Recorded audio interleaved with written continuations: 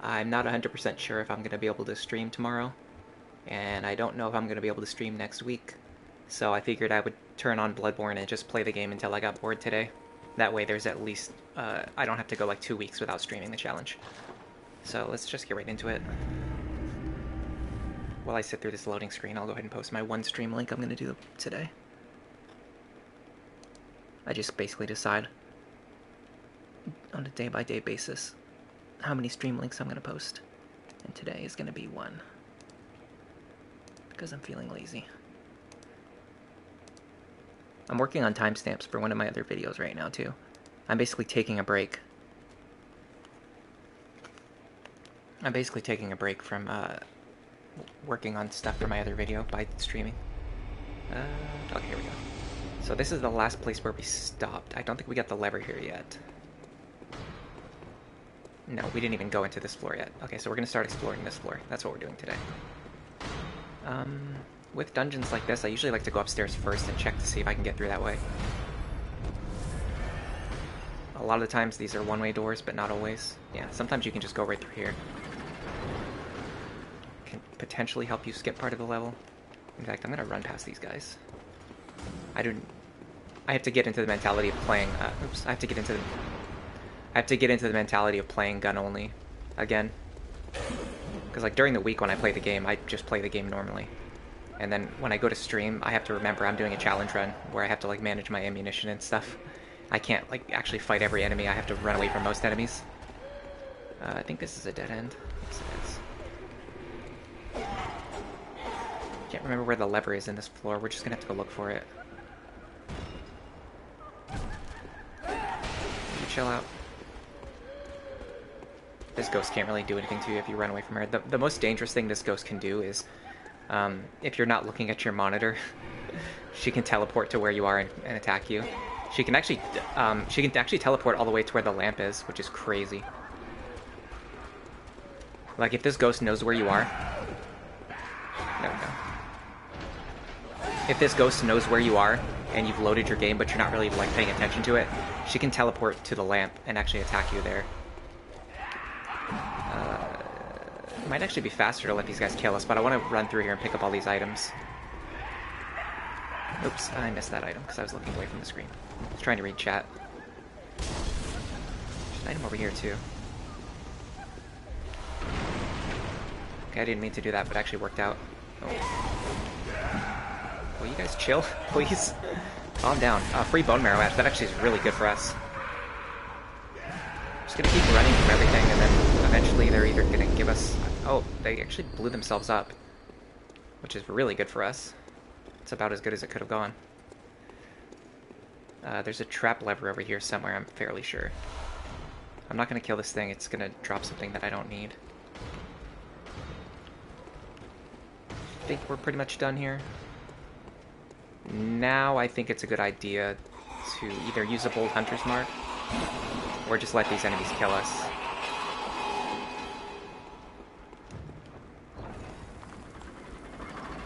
Let's do it closer to the lamp though. That way we can pick up our echoes. Alright, come over here. There you go. That's gonna reset our health to full. Instead of wasting healing item. Hey, Marseos Itamaru playthrough, perfect. Gun only. I'm actually dual wielding guns. I have the weapon in my right hand is like a gun sword. And the weapon in my left hand is, it's like a double repeating pistol.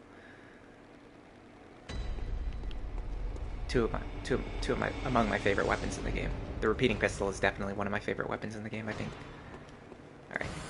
Pick back up those echoes that we got from the enemies who for some reason blew themselves up. I'm gonna fight the boss first, and then I'll come back and get this side area afterwards, because I'm in the mood for doing a boss fight. I don't remember what boss this is, but it's probably something we can fight. You're finally awake early enough to catch a stream. I'm actually streaming later than usual, and I'm actually streaming on a day that I don't always stream. So that could be 2 reasons for why you're actually here. Alright, this guy's not bad at all.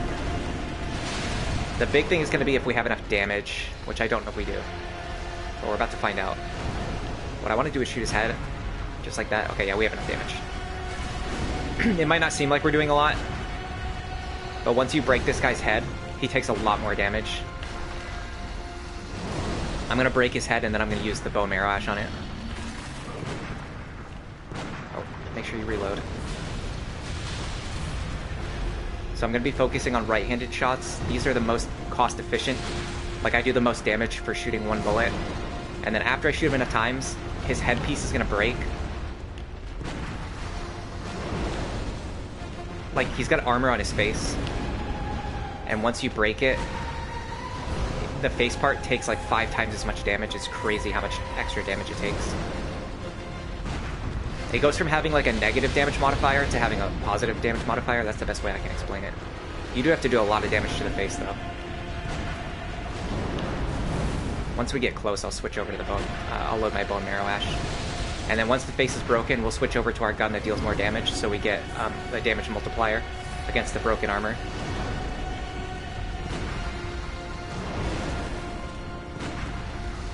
Just keep doing this. Oh, watch out. Sometimes he does a follow-up attack. Once his health starts to get lower, he does follow attacks more often. That broke way faster than I thought it would. Yeah, so his face is taking way more damage now.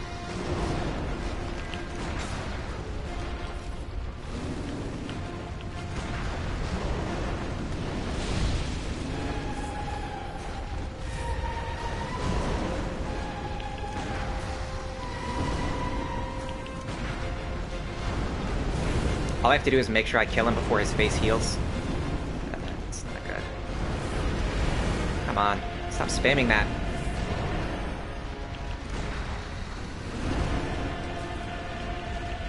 Oh, watch out.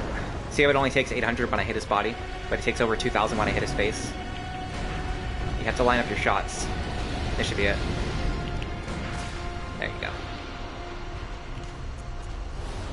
Conviction. My favorite gesture, the most edgy one. Let me do it again one more time. Boom. That was earned. That was earned. We actually used all of our bone marrow ash and all of our bullets too, so it was extremely efficient on bullet count.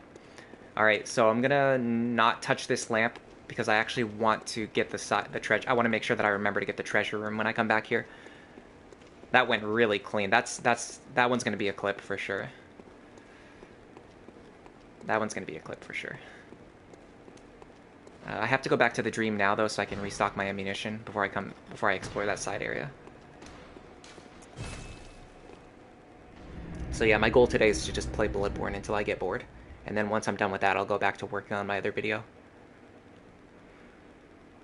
Last video I published hasn't done so great yet. It's kind of weird because I made a couple weeks ago I made a video about anime called Kakegurui, and it did way better than I expected. It got a couple thousand views, which is pretty high for me. I usually only get like a couple hundred.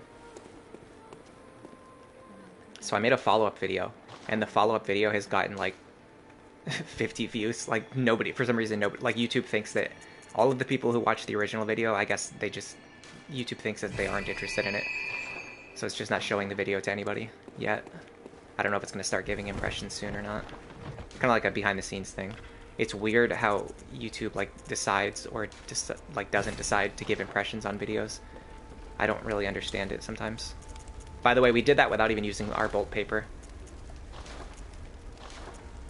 I don't know how that took durability damage. I think I was attacking the gravestones before I started the stream. But yeah, the method for when YouTube decides to give impressions is like completely arbitrary and makes no sense at all. Alright, let's restock everything. I think there's a certain point where you can start to buy bolt paper from here, but I don't know when it is. I think I got the Spark Hunter badge already, if I'm not mistaken.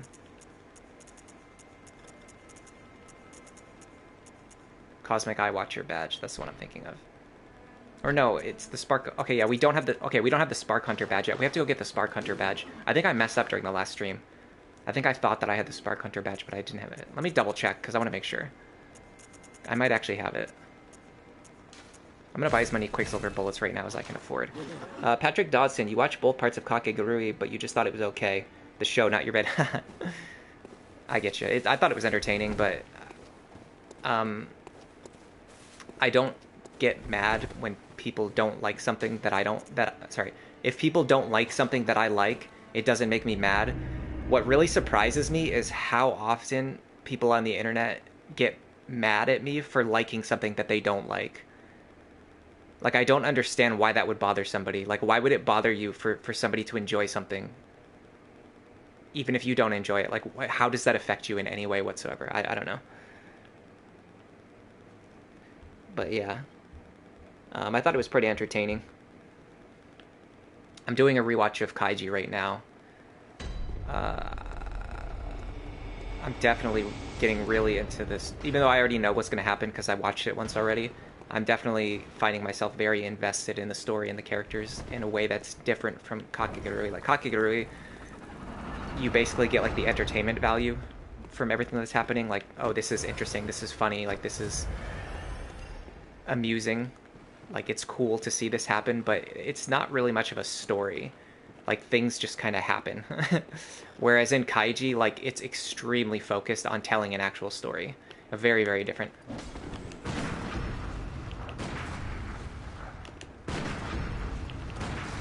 Okay, nice. You get bonus damage when the enemy falls on the ground like that, which is why, if possible, especially with high health enemies, like that enemy has a lot of health, it's good to try and parry them first, and then use your high damaging attack while they're on the ground. So you get a large extra damage multiplier.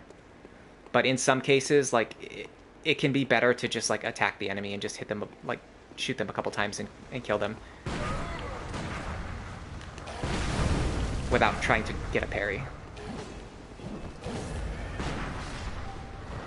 Like, if you can just shoot them 3 times and kill them, it's better to do that rather than like trying to figure out how to trick the enemy into attacking you in a way that you can parry them. Kaiji was fun for sure. A lot of good stuff recently, like Viral Hit, I think was the same season. Viral Hit.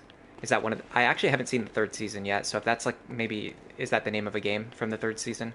Because if so, I actually have not seen it yet. I'm going to get to that when I finish my rewatch. I watched season 1 and 2 a long time ago. Right around the time when season 2 came out, I suppose. And then I'm pretty sure didn't the... maybe I'm misunderstanding something, but I think the anime got like a 3rd season finally after like 11 years. Like, it took 11 years for the 3rd season to come out.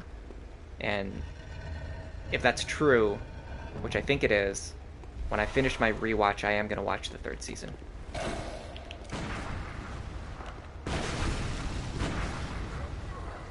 I hate when the enemies hit you at the same time as you get the parry. It's very frustrating. Sometimes it feels like this timing to dodge that is like way too strict. All right, there are some enemies sitting on the ground here, but I don't think they get up unless I like come near them. I am gonna use Bone Marrow Ash here. Try to one-shot this guy if I can. Please. Thank you. Okay, yeah. Thinking of using another BMA. Just so I don't have to risk fighting this guy and having something like that happen. Like, that almost killed me. I gotta heal to full just so that doesn't kill me next time if it hits me again. Shot too soon. How am I not getting the time? I swear. Oh. Watch out. You can't do blood bullets when your health is that low. Okay, I'm actually just gonna kill him here. Like, these watchers, like, I've fought them hundreds of times off stream. Like, these are some of the main enemies that you farm for good gems. So I'm not even exaggerating when I say I've fought them hundreds, if not thousands of times off stream. And I can always... I'm at the point now where I can just, like, always parry them very consistently. But now I'm doing it with a gun only, and for some reason I'm worse at it. Like, I'm worse at parrying them. I think it's because I'm streaming. It has nothing to do with my build. Oh, that's a madman. I actually want to fight this madman, because he might potentially drop a good gem.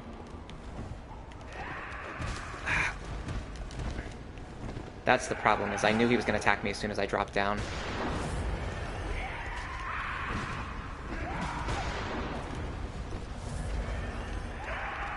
I'm going to use the door here.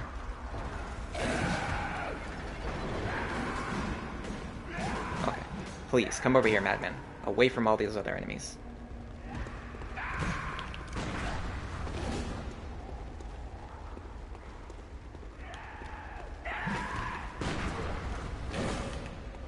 Dude, I hate fighting 2 enemies at once in challenge runs.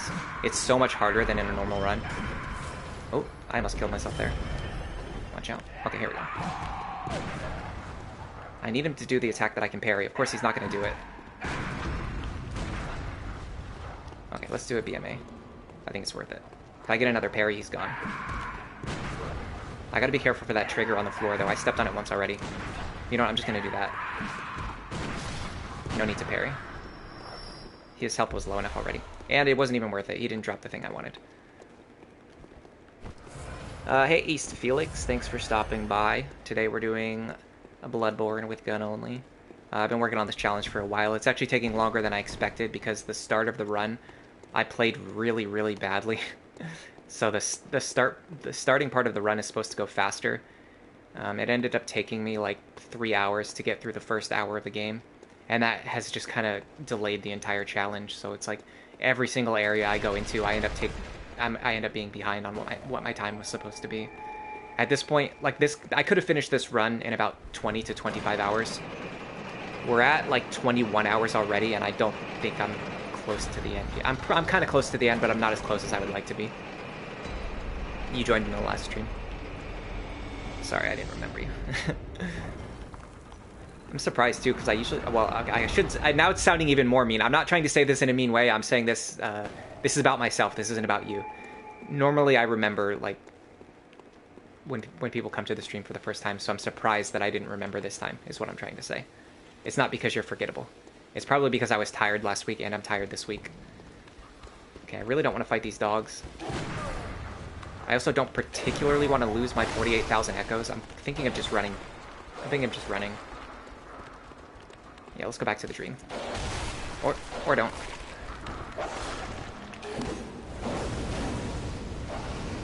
Okay, what are the merits of just letting them kill me? If I let them kill me, I have to sit through 3 loading screens.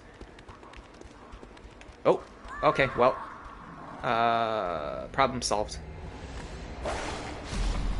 It's fine. Yeah. I don't know, I was really tired last week. I'm really tired this week. But I have to do it. Like, I know if I stop doing this, like if I don't stream this challenge run every week, I'm gonna go like 2 or 3 weeks without streaming it. And then that's gonna be even worse. So it's like, alright, where in the world did my blood echoes end up? Okay, they're right here. And actually, my vials and my bullets got restocked, but I still have to... You know what, I'm just gonna play risky. I'm gonna go for it.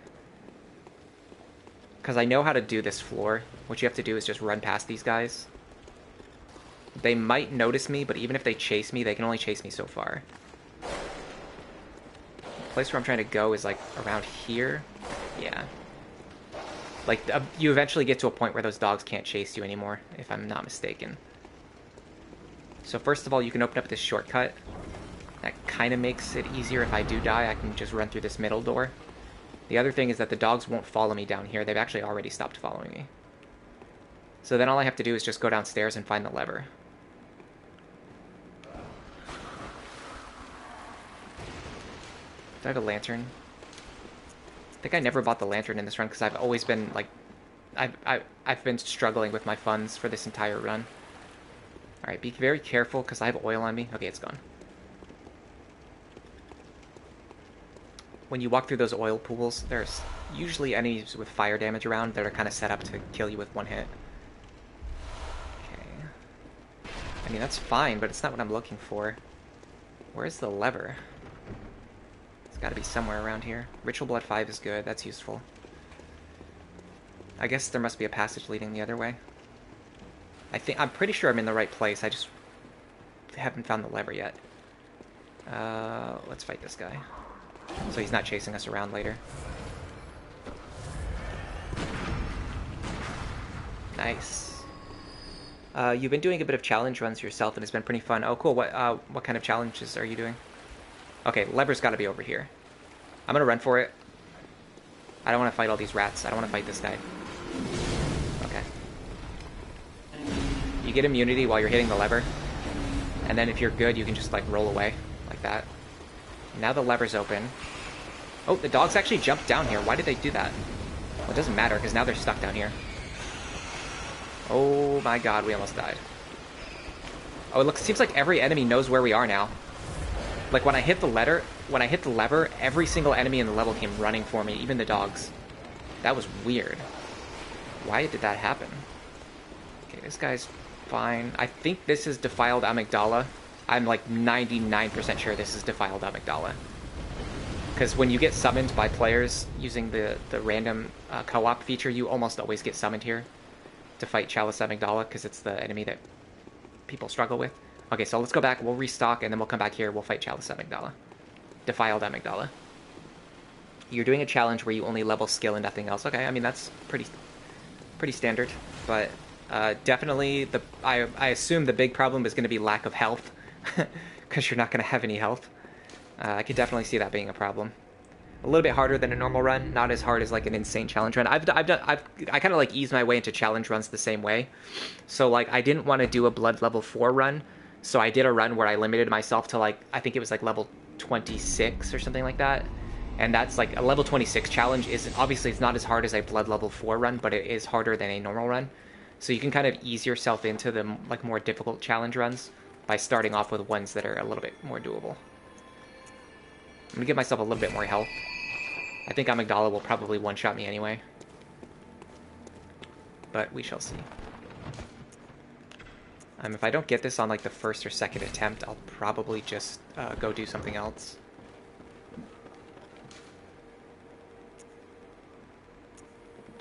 Excuse me, I don't need the eye rune here, so I'm gonna give myself...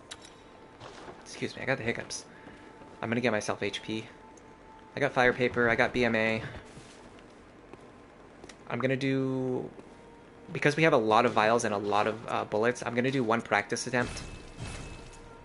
I got to remember to buy the lantern too.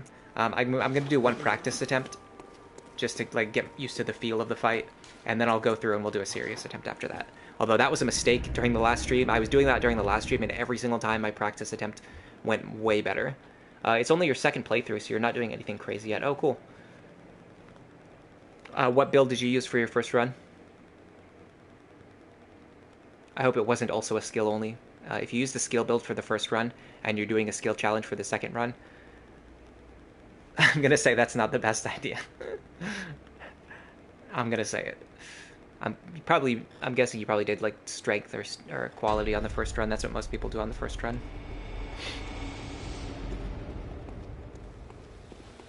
Alright, so I'm not gonna use any consumables. I'm just gonna fight the way I would normally fight without consumables.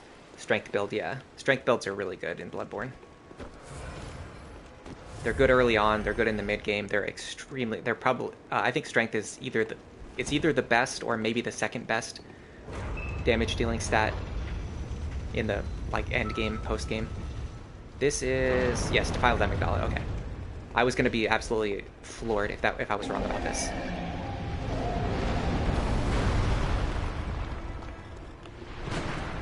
Okay, we're doing a lot of damage, which is good.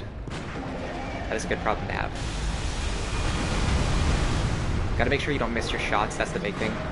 Amygdala moves their head around a lot, so even when you're locked on, you can miss your shots.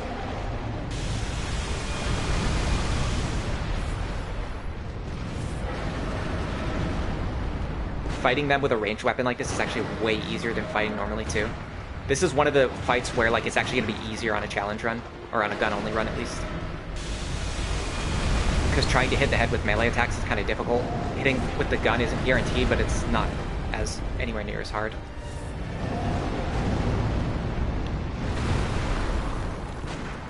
Let's restock. I'm kind of tempted to just load the BMA here and just go for the winning attempt. Yeah, let's do it. Let's just make this the winning attempt.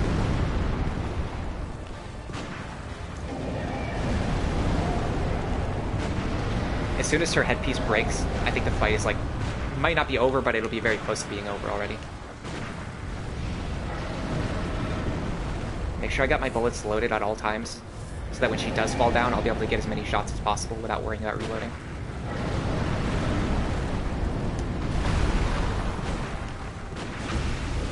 Here we go. Oh my god, why did that happen? Why did that happen? It just unlocked me while... Oh god. That was the worst thing that could happen. I missed all of my counter damage there. Because the game just completely screwed me. Dude, that was vile. That was vile. That was one of the worst things that's happened on this challenge run. I still have to go for the head because it's broken right now. Okay, cool. Yep, that's what I get. That's what I get for thinking I could turn a practice attempt into a serious attempt. Honestly, I'm mind blown. I literally do not understand what just happened. I was locked onto the enemy's face. They fell on the ground.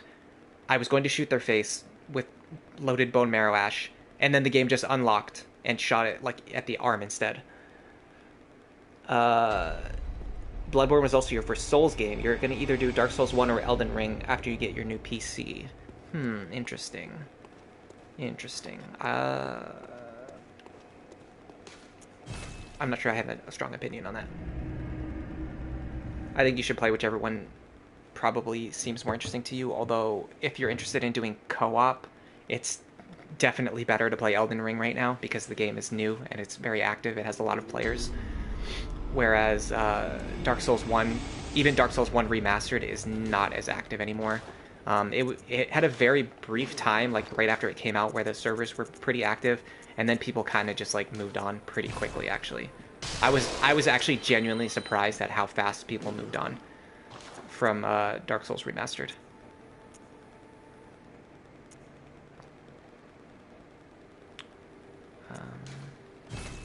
This would be good if we were using the bow blade. We don't need any kind of fire damage.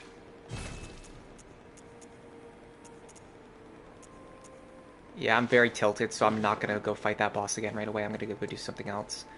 Do I have the Spark Hunter badge or not? I don't. I'm pretty... Am I crazy? I feel like I'm going crazy here. I feel like there's a badge that I think I have that I don't have, or vice versa. Is it the Cosmic Eye Watcher badge? I think I have this already. Let's go talk to Adeline.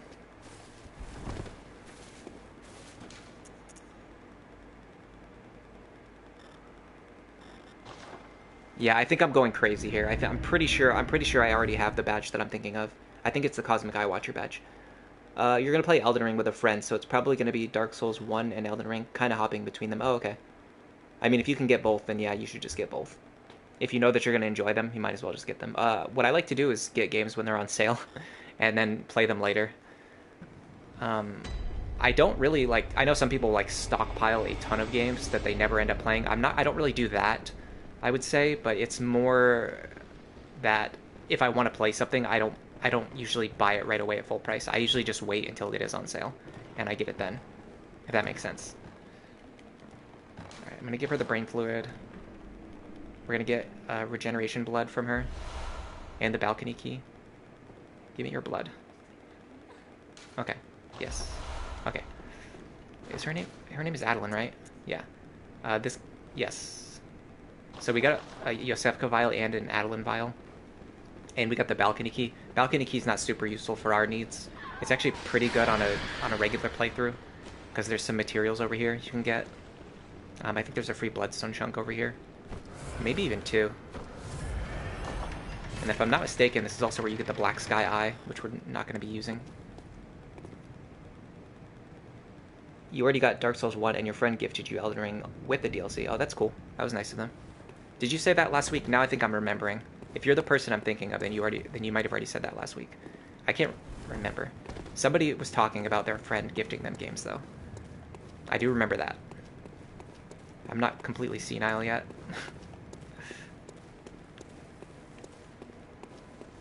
This is Kin Cold Blood, which is actually useful for us right now because we need blood echoes. Yeah, that was you. Yeah. Okay. See, I remember you. The Black Sky Eye is over here. Do I want to fight all these guys? Not really. I think I want to run past them.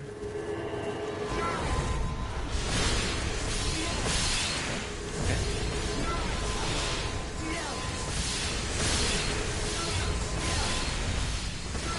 Please. Use this pillar. Okay, Heal back up. I don't even think there's an item over here, but I'm going to check just in case. You're getting a crazy sense of deja vu. Well, to be fair, you're watching a gun-only challenge run that you watched a gun-only challenge run last week. That might be part of it.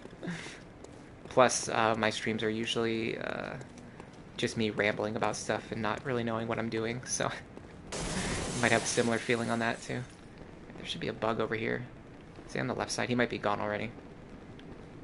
Oh, there he is. Okay. This guy's got bloodstone chunks, which are useful. If you're doing a normal playthrough, you want to get as many chunks as you can. For us, we don't need them anymore. We've got, I think, 2 +10 weapons. Oops. Yeah, we got both of our weapons to plus 10, not +2. We got both of our weapons to +10 already, so like we really don't need chunks at all anymore. We don't have any more weapons that we're allowed to use. But I'm saving the chunks because I will use them after the challenge is finished. Gonna make a +10 Rakuyo. Alright, that pulsing gem is not that useful if I'm remembering correctly. Well, I mean, it's a regen, but like when would you ever want to use your triangle slot for that?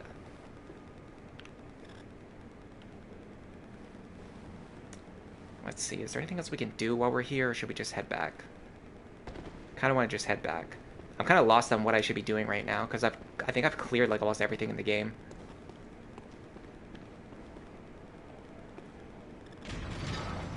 So like we have to go back and fight Defiled Amygdala, but I don't want to do it yet.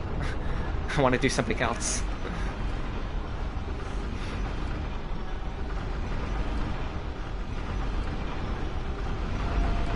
You've been really eyeing Sekiro. The blocking and combat seem really fun. It's nothing like the other Souls games. Yeah, it's definitely different. I wouldn't even necessarily call it a Souls-like, but my opinion is pretty specific because I got into these games a long time ago. Demon Souls, I played Demon Souls when it first came out. And so for me, a lot of my idea of a Souls-like is like based on Demon Souls. It's like the games that are more similar to Demon Souls I consider to be Souls-like. So you have to be able to create your own character. If you can't create your own character, then in my opinion, I don't think the game is really a Souls-like. Because creating builds is a large part of these games. They're not just action games, they're RPGs. And taking away the RPG aspect where you can create your character and like decide what your build is like makes it less of a Souls-like and more of just like an action game. Alright, we've restocked all of our supplies. We got our hand lantern too. Let's equip that. Where is it? It's in a weird spot. There it is. Alright, let's go back and kill Amygdala, I guess. Let's get one more fire paper too. Alright, I have to be ready too, because the head part broke way faster than I thought it was going to. So I should have my Bone Marrow Ash loaded pretty early in the fight. Lies of P is kind of like Bloodborne with Sekiro mechanics. Neo is like Sekiro if it had Dark Souls mechanics. Yeah, see, like, I actually consider Neo to be more of a Souls-like than I do Sekiro. Because it actually has, like, character creation. It actually has RPG mechanics, like builds, stats, and things like that. Lies of P, on the other hand, once again, like, it has some similarities to Bloodborne, but you can't, like, okay, I haven't played Lies of P, but I'm like 95% sure that you can't create your own character. You just play as Pinocchio, right? And it has like a focused story. Like, the story is about your main character, whereas in Souls games, the story is about the world, and you just create a character who goes into that world. That's like the major difference for me. Make sure I load my gun. All right, let's try this again. Should be way easier than it was last time, especially if the game doesn't just randomly unlock.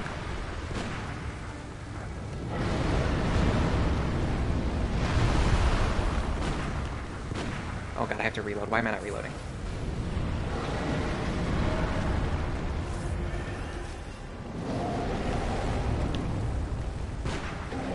Can't get close enough. You have to shoot at like specific times when the head's not moving.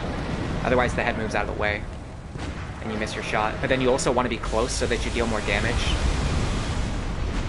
But you have to be far away so that the enemy doesn't hit you. It's actually pretty tricky. This fight's actually pretty tricky, even with a gun. Okay, I'm actually going to use this chance to reload. See, that was a good example of, like, I shot at the wrong time, the head moved, and I hit the body instead. This is a good time to shoot. Oh, not if they move. This is a good time to shoot. Okay. The worst thing that can happen is if this takes too long and my BMA runs out. Because it can run out if you take too long to shoot it. Okay, it looks like they do a right-handed swipe after that move. Which is a little bit surprising to me. I wasn't expecting that. Okay, I gotta be careful because the break is gonna happen very soon. There it is. Okay, let's lock on this time. That did not deal anywhere near as much damage as it should have. I think I hit the body again. I'm pretty sure I just hit the body again. Because I only did 500 damage with my shot instead of 2,000. That one just straight up missed, which is cool. This fight is so janky. This fight is beyond janky. 4,000 on that shot. Oh no, that was the combined damage between the two shots.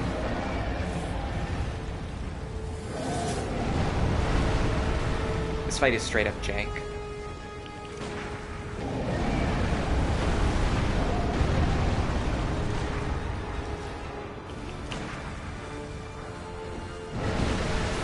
Be very careful now. This is by far the most dangerous part of the fight. I could easily get one shot here.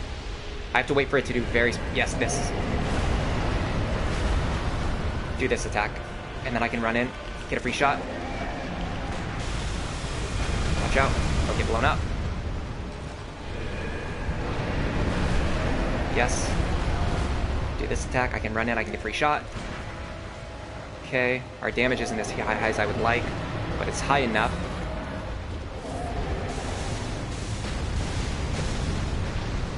I'm gonna go for one more BMA shot here, and then I'm gonna switch over to fire paper. Run in, get a free shot. There we go. Watch out! Oh god, that could have been a run ender right there. Those wide sweeps with the arms just absolutely destroy you. Got her.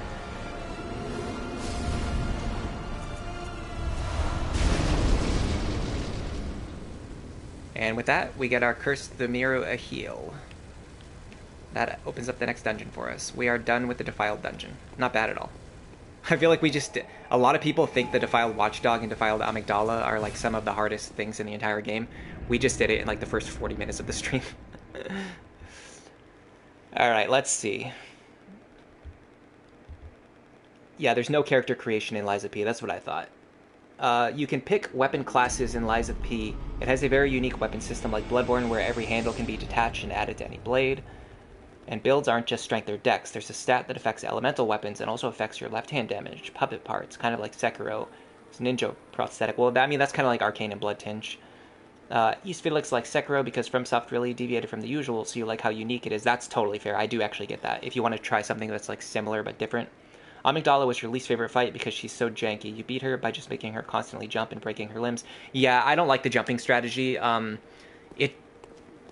It works fairly consistently, but it takes a long time, and there is a small chance for her foot to just land on you and instantly kill you. And I don't like spending 10 minutes like slowly chipping down a boss health bar, and then for their foot to just like land on me, and then I just have to do the entire fight again. Especially in a challenge run like this, I wouldn't do it because all of the bullets that I used would end up getting wasted. If I had a melee weapon, that kind of strategy is a little bit more reliable, because if the boss eventually steps on you and kills you in one hit, then it doesn't matter, because swinging a melee weapon 100 times doesn't cost you anything other than like very cheap repair costs. Alright, so that went pretty well. I should have saved some echoes to remake the Great Themira heal, though. I forgot to do that. Let's go fight Murder Ligarius. We should be ready to fight him. He's one of my least favorite fights. I'm just going to get it out of the way now, so I don't forget it later. Canehurst.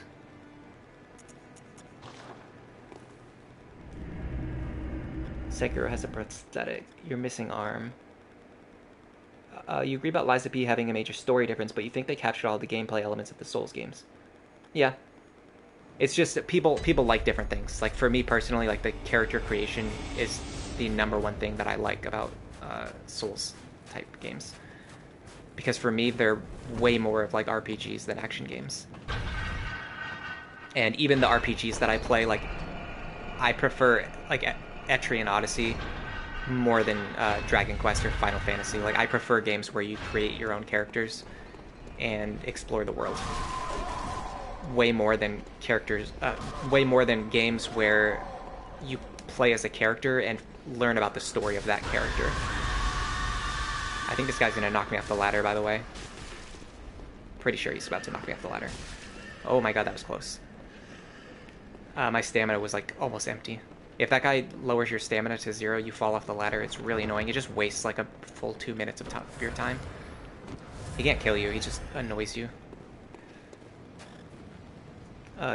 You can't lie. You just got lucky on Amygdala. Yeah, I mean it's not exactly luck based. I would say it's like the jumping strategy is like 90% consistent.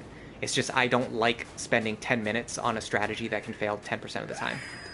Because then when it does fail, you have to spend another 10 minutes doing it again. Martyr Ligarius is going to be a cakewalk. I wouldn't be so sure about that. This is one of my least consistent fights. Like, just imagine I have like 1/10 of like think of the skill that you've seen me display in other fights. Now imagine I have like 10% of that skill, and that's me versus Martyr Ligarius. You've been playing Resident Evil a bit, and you just follow the story in that, which you enjoy a lot more. Resident Evil games are good too. I don't know if I'll ever play one on stream, but they're definitely fun. You've been looking at Armored Core 6, which looks amazing. It's not a Souls game, but it looks like a really fun mech game. It is a FromSoft game. I have played...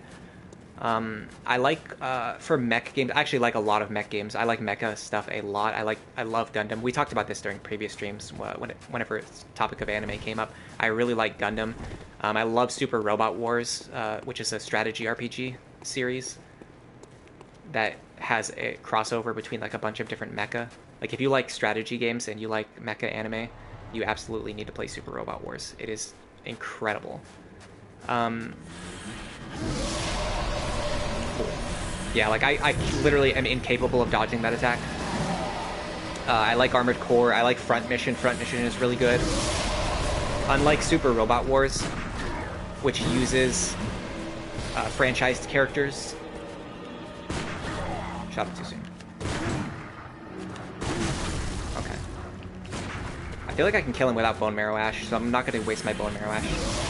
Front Mission is very story-driven. And it has unique story and characters, whereas Super Robot Wars tends to be like kind of more gameplay and a little bit fan service driven. Not fan service in terms of like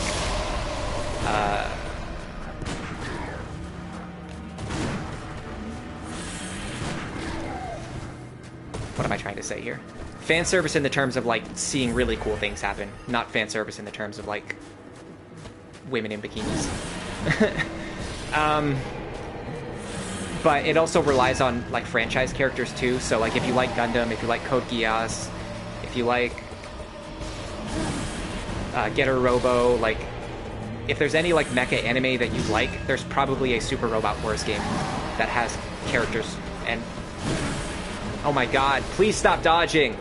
I hate this guy so much. I hate him.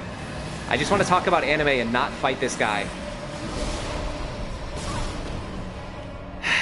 If there's an anime that you like, you will probably be able to find a Super Robot Wars game that has like characters from that anime, which is really cool, is what I'm trying to say. Bro, this guy literally spams the dodge button more than like the average Bloodborne PvPer. And you can't parry him either. Like he swings his arm out of the way. Or his body moves out of the way of the hitbox when you're trying to parry. Break that thing so there's not a million swords flying at me. My bullet literally just went right through him. Wow, okay, and he's gonna use this attack again right away. Let's reload. Are you kidding me? Bro, stop spamming. Please. No, something's going on here. This is weird. His AI is like glitched or something. Not only did he just do it again, he just put the sword inside of the pillar so I can't shoot it. He just did the sword planting attack 5 times in a row immediately after I broke it. And the 5th time, he put it in a place where I can't hit it. Like, that has to be glitched. Like, how does that even happen? All I can do now is just run away. Waste 5 minutes of my time. I hate this fight so much. Where is the sword? It's got to be over here somewhere. It's inside of this pillar.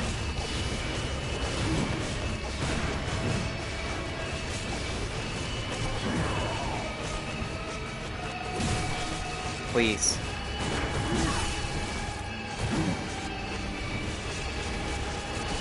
And you can't heal either because the swords keep hitting you. Okay, I'm just gonna let him kill me. I'm way too tilted. This fight absolutely throws me over the edge. I hate this fight so much. Since when do bosses have actual dodges? He's not exactly trying to dodge. He's like repositioning, but it causes him to get out of the way. You haven't fought this guy. You've missed a lot of content in Bloodborne. Yeah, you must have missed this. Well, the first time I played Bloodborne, I think I missed over half of the content in the game. I like how everyone finally showed up to the stream when I'm like raging and yelling at my screen like an absolute clown. Yeah, the bullet, like, so many things happened in that fight. Like, my bullet just went right through him. Forgot to load my bone marrow ash anyway. My bullet just went right through him. He was constantly spamming attacks that I don't want him to do. He was constantly repositioning in the perfect way that caused him to just, like, narrowly dodge my attack. Extremely frustrating. I want to kill this guy so he doesn't shoot at me while I'm climbing the ladder. Oh my god. Lock on, please. Thank you. Yeah. This is why I'm doing this now, so I don't have to do it at the end of the run. Sony... Look how many bugs this game has. It's unbelievable. It happens. Good evening. This was glitched out. It's fair to rage. That was BS. I was raging even before the BS happened. I was just like raging as soon as I stepped into the boss room. Oh, God. But the thing is, like, the more I rage, the worse I'm gonna play, so I have to just, like, not rage. But it's difficult to do that, because this boss in particular draws out, like, all of my rage instincts. I don't know, I think everyone has, like, different fights that they're good and bad at. It's kind of funny, because I'm one of those people where, like, if you go into any thread where people are complaining about, like, the hardest bosses in the game, I'll always be like, you know, just do, like, X, Y, and Z, and this works to kill them. Like, I know the strategies, and I feel very comfortable fighting, like, Amygdala, Lawrence, Rom... Bloody Crow, Yahargul Gank Squad. If you name like any fight that causes like 95% of Bloodborne players to rage, those fights don't bother me at all. It's just like this one, but then you look at it, you turn it on its head, and this is like the one fight that like I absolutely despise. Like, I just cannot get this fight to work. If I had the blunderbuss, I think I would actually be doing a better time here. I think I think I would actually be doing better with the blunderbuss.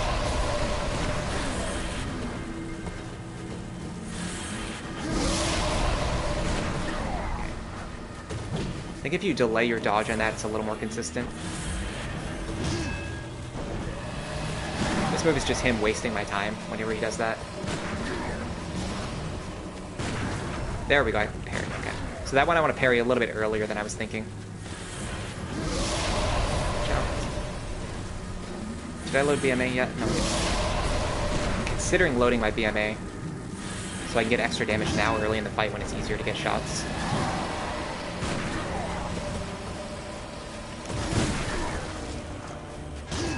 Never mind. You can backstab him while he's doing... Oh my god, twice in a row. You can backstab him while he's doing that buff. Unfortunately, I didn't do it right. Please. Okay, stay near him. Maybe he won't use the sword then. Okay. Yeah, you cannot parry this guy with a pistol. Don't bother. You have to use the blunderbuss to parry this guy. I'm just wasting my time here. the only way I've ever beaten this guy is just by spamming the heal button until he eventually dies. Okay. Sure. I know everyone just saw that another bullet just completely curve around the enemy, but I'm doing like bullet time, like bullet curving shots, and they're like curving around the enemy, like in the action movies, you see characters doing like curve bullets to hit enemies from insane angles, and my bullets are curving to like miss the enemy. Like, look, what? That bullet just shot straight into the air. Okay. This one's definitely not getting clipped. Unless someone other than me clips it for a rage compilation. I know you just saw that. I know you... There's no way you didn't just see that bullet shoot into the air. What in the world is happening? I can't even, like, wrap my head around what's happening right now. I just shot, like, 3 or 4 consecutive bullets straight into the air.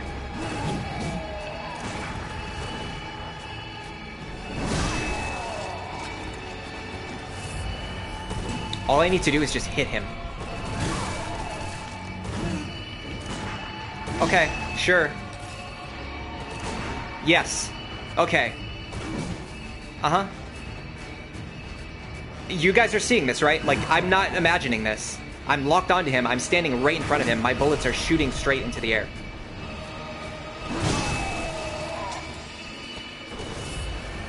This is absolutely wild. I take back what I said earlier. This actually is BS. This is straight up BS. Like, this is beyond BS.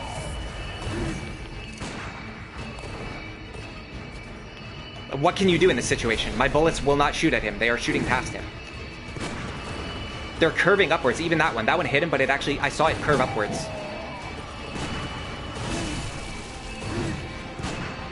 Look at that. They're curving... They're literally curving around him. Okay, this is getting clipped, because I have to find an explanation. I have to upload this somewhere. Ask somebody what the heck is going on. Straight up. My bullets are curving around to this guy. They're not even... I can't even shoot this thing. It's curving around the sword.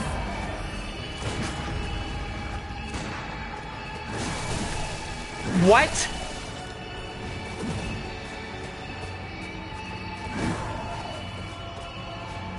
How is this happening, and how do you win under these conditions? I can't do anything. I have to let him kill me again. I can't, there's no way to win if you can't shoot him.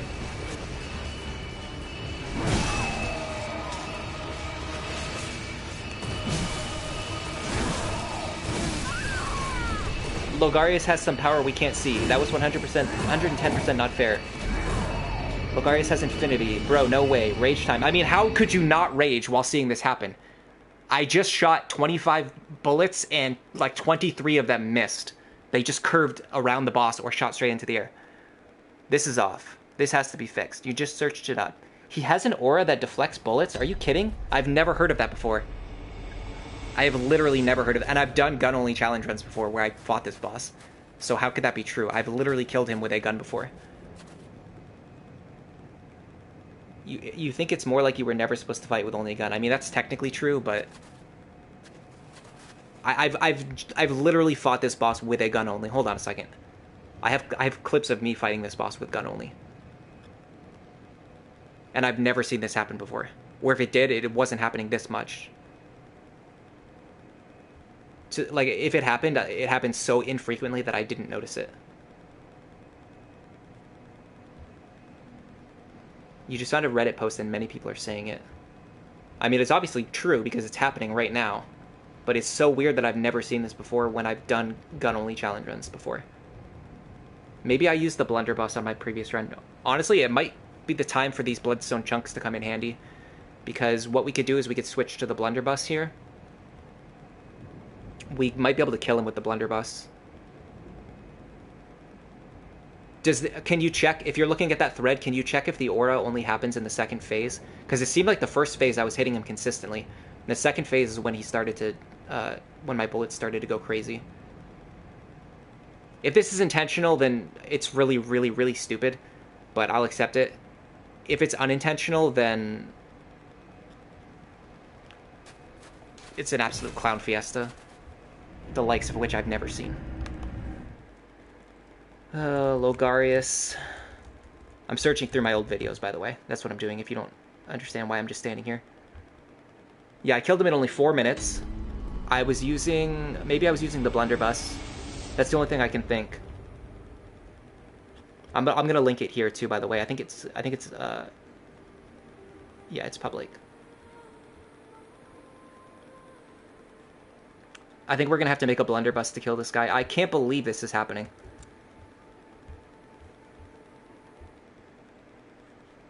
You found something that says once he buffs, he deflects bullets, and that you can cancel it by backstabbing him. Yeah, but that's not the option for me. Okay, this is the clip of me fighting Logarius during my previous challenge. I'm gonna watch this really quick, and then I'll come back and look at chat. It's 4 minutes. I'm gonna do speed up. I think I was using the blunderbuss. What am I using? No, I'm using the Evelyn like a fool. You can tell this run was really stupid. I was using the Evelyn. So how was I shooting him with the Evelyn if my bullets were getting deflected?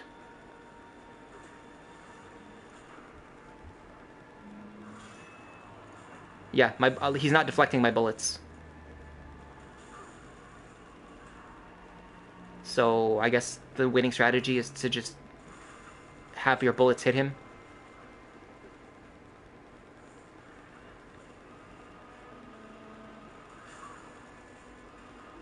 I'm watching it right now. Maybe I backstabbed him. Hold on, let me go back. I must have backstabbed him. I think this might have been from like my very first challenge where I was still allowing myself to do backstabs and viscerals.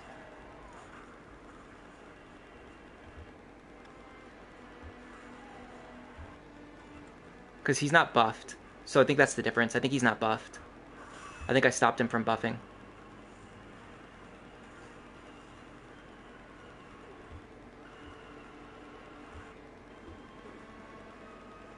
Okay. Let me bring back the chat window now. Sorry about all that. All right, so I don't want to do that. I don't want to backstab him in order to win, because that would be breaking the rules of gun only. I think what I want to do is make a blunderbuss and use the blunderbuss to fight him. Problem is we don't have the resources that we need. Well, we can sell the Black Sky Eye. Anything else we can sell? Oil urns, Molotovs. I'm going to sell the blue elixir. I kind of want to keep the sedatives. Cost Parasite I can sell. That's it. I was keeping that Cost Parasite in my inventory because I was going to sell it at some point. We can sell this Nourishing Gem. Okay. I'm going to sell the weaker Beast Rune just to get it out of my inventory. We should have enough to make a blunderbuss now. I might have it in my storage already. If not, I have to buy one.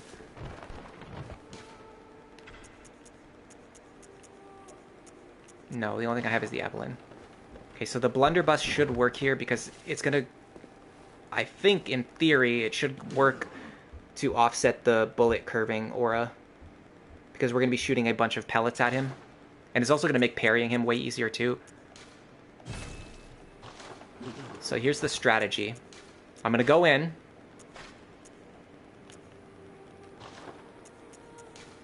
I'm going to use the Raider Palash and the Repeating Pistol during the first phase because he doesn't have the aura. I'm going to try to get as much damage as I can early on. And then when he goes into the second phase, I'll switch over to the blunderbuss, which should be able to hit him more consistently. And hopefully, if we can get the damage on the blunderbuss high enough, this should work. The problem is I didn't really save any good blunderbuss gems because I didn't think I was going to be using it. So that might be the problem. We might not actually be able to increase its damage enough. We have enough chunks though because we've been picking them up the whole run. We're not going to be able to do it plus 10 though. Yeah, we don't have enough. We actually don't have any gems for it. This is tricky. How do we get a good blood gem? How do we get... the blunderbuss won't do any damage if we don't put a good gem in there. But I don't know how to get a good gem for it. I'm going to have to come back to Logarius later. We don't have the resources we need to fight him. I think that's the solution. can't remember if we did Lower Loran already or if we just did Ailing Loran. We didn't do Lower Loran yet. We didn't do Great East yet. We didn't do Great Thimeria Heal. What do we need for Great Thimeria Heal? We need Red Jelly. I think Ease gives Triangle Gems. So I think I want to do East first. So let's go make 25 Arcane Haze. Yeah, we're going to use the Blunderbuss, but we have to come back and do it later. We don't have the resources right now. Brain Control, are you stuck on a boss? Not exactly. I ran into a weird thing that I thought was a glitch, but apparently is a boss mechanic that probably you would like never notice. He has, in his second form, he has an aura that deflects bullets. So I thought my game was glitching out, which was making me rage, which is making me play way worse. But apparently he can just actually do that, which is pretty wild.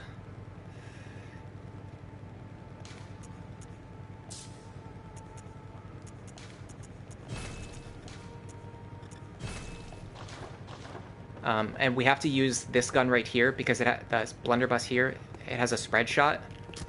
That will help us play around the bullet deflecting aura. But because we haven't been using this for the entire run, I have to go do some more content. I have to get gems so that I can actually upgrade this weapon, so that it will actually deal damage to him. All right, so for now we're just gonna do Great East. We can get some good gems here.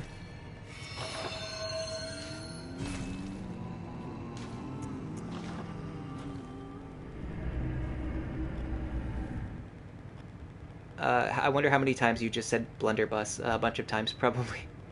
Find a glyph for a blood rock and a blood tinged gem. I don't want to do that if I don't have to, but I will if I have to.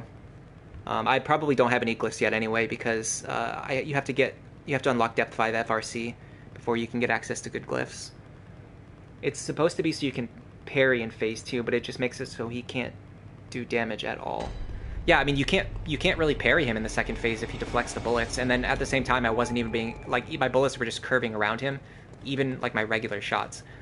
Honestly, the craziest thing to me is just that I had never seen this before, which is just insane, because, like I said, I've literally done a gun-only challenge run in the past, so I don't understand how I never noticed my bullets curving around him. But the only video I could find from one of my previous runs is one where I must have backstabbed him because he never went into the second phase. So I'm guessing maybe I just never noticed it before because of that. I'd have to go through the last run where I did like full streams, but I don't have time to watch a full stream of myself playing a game that I'm currently streaming right now. I'm gonna kill this rat so he doesn't chase me around. The other rats, I think I can ignore. I don't think there's anything over there that I need. I just need to find a way. You found a blood rock in Route Ihil and Lower Loran Route. You probably got lucky. Yeah, I can find good materials if I get lucky. I'd rather do that rather than just looking up glyphs to give me exactly what I need. But if I get to that point where I haven't found anything yet, I will just go ahead and use glyphs. Because I don't think the stream would be very entertaining. There's a trap on the floor over here, by the way. I don't think the stream would be very entertaining if you guys just had to watch me go through a bunch of randomized chalices that look exactly the same. It might not be here, it might be somewhere else. I don't remember. There's a trap somewhere, though, I think. East dungeons tend to have a bunch of traps. I'm actually going to kill this guy. In Depth 5 dungeons, the enemies give very good echoes, so it's usually worth it to fight them. Like, we just got 4,000 from him, and we probably spent maybe 500 killing him, if I had to guess. Oh, you mean I could have gotten lucky on my previous attempts. I see what you mean now. Yeah, I mean, that was probably a part of it. What's up here? Brain Sucker? Brain Suckers, I think I could just kill.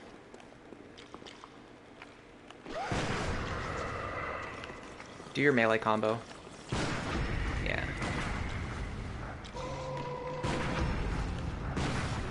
I'm so good at fighting Brain Suckers, by the way. Alright, so that was pretty easy. First floor clear, although if there's a treasure room, I do want to go explore the treasure room. Technically, once you get to East, you don't really need to... once you get to Depth 5, you don't really need to explore the side rooms anymore, because you're already there. But I'll do it anyway. Like, you'll get the root chalice just from getting to the third layer and defeating the boss. So I don't really need to explore all the side rooms, but I'll do it anyway so I can get stuff like red jelly and other materials. It's an interesting mechanic you never knew about. They could have used it on the Lady Maria fight. What gems are actually good for the blunderbuss? You want blood attack gems that have flat damage. So the gem that we're using here, for example, these mostly have like 18% attack, 18% attack, 18% attack. That doesn't work for the blunderbuss because the blunderbuss itself has very low damage. It only has like 42 plus 33. It only has about 75 attack. So adding, let's say we could add 30% to this. So 75 plus 30% is only 97. So 97 minus 75. So we'd only get like an extra 22 damage by using a gem that gives us 30% extra attack. But if we get a gem that just gives like an extra 30 attack, that's already better than a 30 attack gem. So typically with the blunderbuss, you want gems that give you flat damage. And they're kind of rare, but you can sometimes get like specific ones that give a lot of flat damage. People recommend using ones that give like a low percentage and then a little bit of extra flat damage on top of that. But it's actually even better if you can find one that just gives like a ton of flat damage. I don't know what the max value is though. I found one before in one of my previous runs. It was absolutely crazy. I've never been able to find one again like that. I think I got really lucky and I didn't even know it at the time. I'm gonna get behind this pillar so he can't freeze me. I have to reload.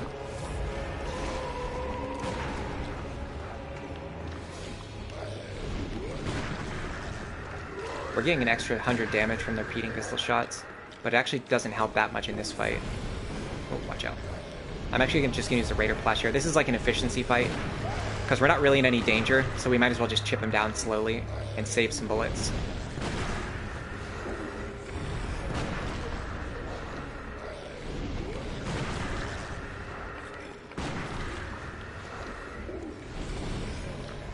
The thing you have to be careful is when he starts spamming his long-range attacks, because you can't really reload safely. 231 counter damage. By the way, when he's doing that attack on the ground, be really careful because he can come out of that attack into a different attack with very little wind-up time. It's very weird. He has there's like no cooldown on that attack. Like after he does that ground AoE burst, he can just do whatever else he wants immediately if you're too close to him. Alright, that's the Brain Sucker. Now let's go back and explore the treasure room. This tempering gem might be good. No. Well, of course, that's right, obviously. It's a Brain Sucker gem. Brain Sucker gems are flat arcane. That's not what we need. Alright, let's go back and explore this treasure room. Hunter, isn't blunderbuss pronounced differently? I don't know, I pronounce it blunderbuss. How would you pronounce it? I guess you can't say because you're not on the mic right now. A hunter tool that could shoot 3 stunning projectiles would be great, even if it's short, because sometimes you also want to brain suck somebody. Let me think. Yeah, there's not really any tools that stun enemies for a long time, but there are tools that stun enemies for a short period of time. Like, honestly, actually, I would say most long-range tools stun the enemy for a short period of time. Although I understand you mean like more of like keeping them locked in place and like unable to do anything. But most long-range hunter tools actually do stagger the enemy for like a fraction of a second. They usually just go like this. They're just like, duh, duh. Like you hit them and they just duh, like that. Kind of giving you an opportunity to follow up. I have to be careful because there's spiders running around. You don't upgrade your guns. You just use them for parrying. Yeah, if you're not gonna upgrade the gun, it's not gonna do any damage. So it's not gonna work. But at the same token, kind of like what you're saying, if you're not planning to use it for damage, or if you're only planning to use the gun for parrying, it's not worth using upgrade materials because you don't really need to get any damage from it anyway. But if you do want to use it for damage, you really have to max upgrade it. Is there a lever around here? There's a slime? I don't care about slimes, I care about levers. Coffin. Oh, no, we don't need a lever. We're in a treasure area.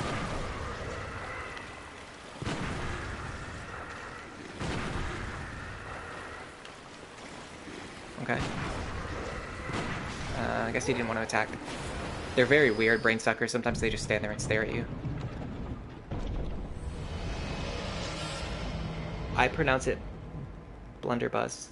But you're pronouncing it blunderbuss. I don't think I'm saying blunderbuss. I'm saying blunderbuss. I don't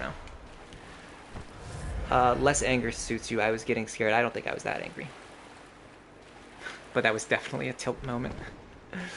Witches of Hemwick, but instead you use their own weapons against them and bully them. So honestly, this kind of tool will be pretty cheesy, even if it takes more than one shot. Yeah, I think a tool that like completely stun-locked enemies would be extremely powerful. The closest thing is probably the Executioner Gloves, because it has 3 projectiles. And they tend to keep the enemy stunned in position for longer, because they hit the enemy 3 times, sometimes. I think there's nothing here, yeah. I gotta be careful, because there's definitely spiders around here. And dogs, oh my god. I'm wondering if this is actually worth it. There better be something really good over here.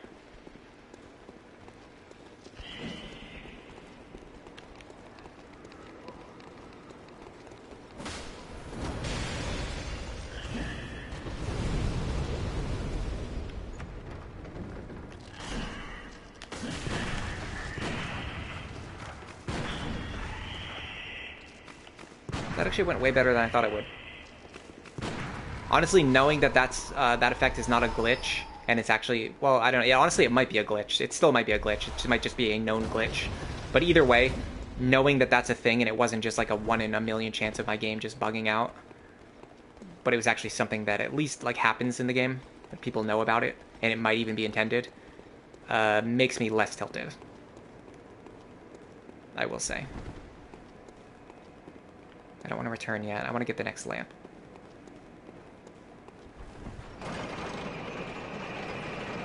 Yeah, I don't know if I'm saying blunderbuss. I think I'm saying blunderbuss, but who knows? Pronunciation is one of my great loves in life.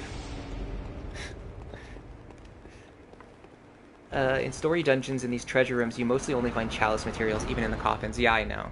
I'm just doing it just so that I don't have to like come back and look for red jelly or ritual blood 5 later on. I want to make sure I have all the materials I need when I get to the end. Do I want to grab this lever while I'm here? I think there's gargoyles. I think this is I think I'm in a very difficult floor. I think I'm going to go back to the Hunter's Dream. Because if I'm not mistaken, this is a pretty tough floor. No, I don't want to sit through a bunch of loading screens. Let's just go. Nice. Rewarded. This should be a one-way door. I like coming upstairs just to check, because sometimes there's doors that you can actually go through that lead like right to the lever. This is probably a one-way door too, yeah. I think I know where I am. This is a pretty involved floor, because there's 2 shortcuts. This is like the bulk of the East Dungeon, like this one floor. Takes up like 60% of the entire East Dungeon. Alright, so we have to go maybe... Am I crazy, or is this the way? Hey Musa Gaming, what's up Ellery? What's up Musa? Not much, just doing some gun-only challenge run. You missed me raging earlier. At least I don't have to clip it and try to find out what happened now, because now everybody already knows what happened. Apparently it is a known thing. It's either a glitch or an intended mechanic where there's a certain boss that just causes your bullets to curve around him and not hit him. Cool. This shortcut's kind of pointless, honestly, if you think about it. Because I just walked through a door and I got here. Oh, this isn't a shortcut, okay. Lever? Yes. Gotta be careful because there's spiders chasing me.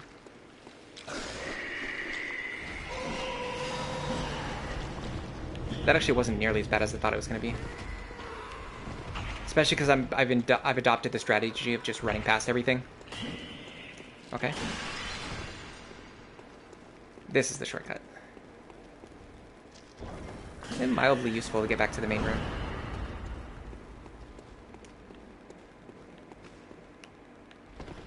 I feel like I missed something. I feel like I didn't explore a section of this dungeon. I'm really playing with fire, by the way, by just continuing to go through and not restock. The last boss was Brain Suckers, so what should the next one be? It's probably something not too bad. Are these spiders still following me? How in... like, come on.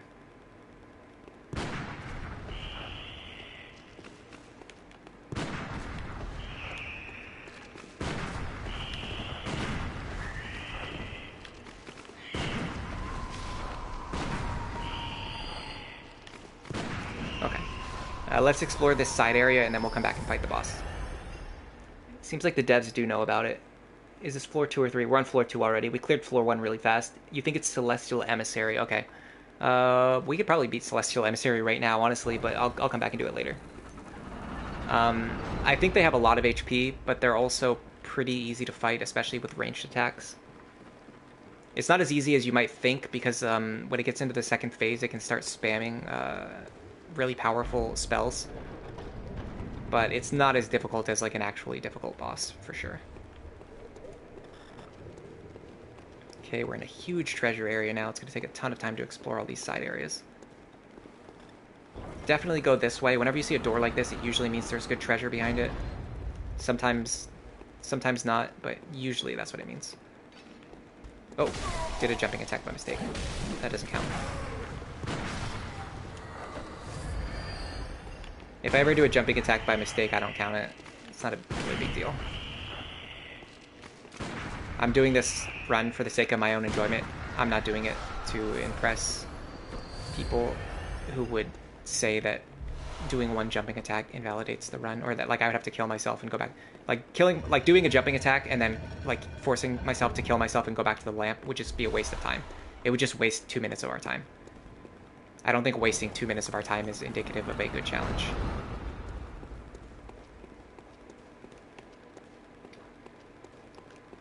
They call it the living failures while they achieved more than the Celestial Emissary could ever dream of. Interesting way of looking at it. Yeah, I don't know. I've never really compared like the living failures to the Celestial Emissary. Ooh, restocks. Oops. Did not mean to fall down there. I want to check if there's a door over here, which there is. Okay. Yeah, that's a good example of like enemies not really dodging, but sometimes they reposition in a way that causes them to dodge your bullet. They don't really do it on purpose, but it's something you have to be aware of when you're doing gun-only challenges. In melee, it usually doesn't matter. In fact, usually it works to your advantage, because when the enemy is doing that and you hit them, they take a ton of counter damage. It's just basically gun-only and arcane tools only, or like any attacks with a delay on them. When the enemy repositions, they move out of the way. But if you're just spamming R1... No, I haven't. You liar. Then note said you've come to the right place. It was a dead end. If you're just spamming R1 with melee attacks, normally when the enemy tries to reposition, you actually just hit them for really hard counter damage. This is an interesting side area. I don't normally see doors in that spot. God, this side area is so massive. I don't even know what I'm looking for at this point. 2 brain suckers. Is there any more? I think there's even more, in fact, if I'm not mistaken. I think there's a bunch of brain suckers in this room. I think you can draw them out, though.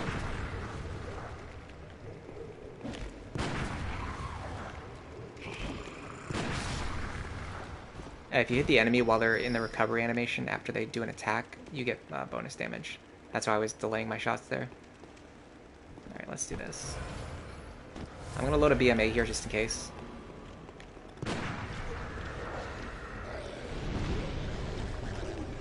Okay. I love when they get into the routine of just spamming one attack. If I can get one of them to follow me, I can just fight the one behind the pillar. And not have to fight 2 at once.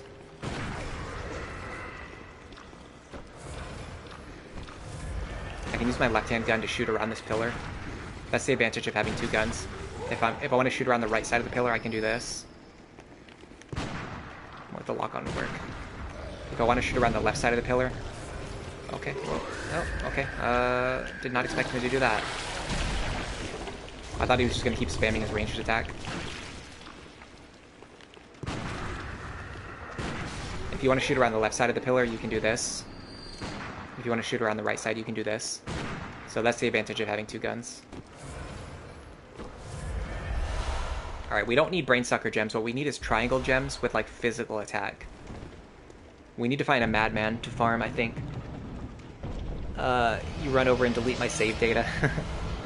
More arcane gems. We don't need arcane gems. We need physical gems, please. Please, physical gems. I think one of these walls is invisible, if I'm not mistaken.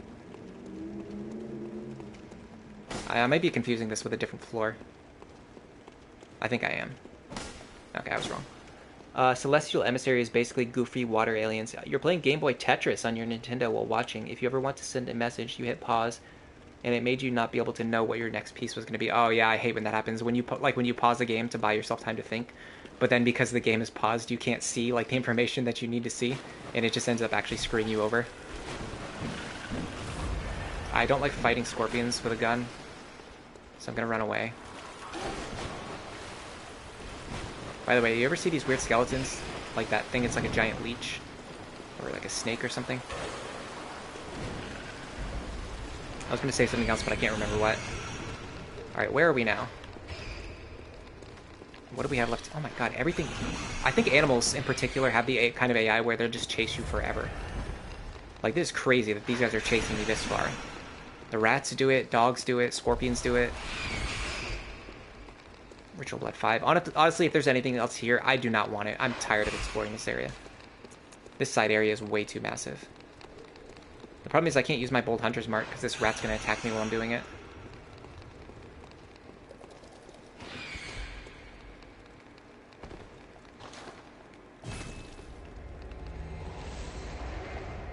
Honestly, I was probably close enough to the lamp. I should have just ran back.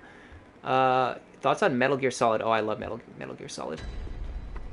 I don't know if I would stream it though, just because it's very story based. Like there's just like a ton of cutscenes. But I love the gameplay. It's unlike anything else. Even like other stealth games, in my opinion, don't even. Well, there might be other good stealth games. I'm not going to say I'm an expert on the genre. I personally have never played a stealth game that was even close. Like Metal Gear Solid is just like leaps and bounds ahead of any other stealth game that I've personally played.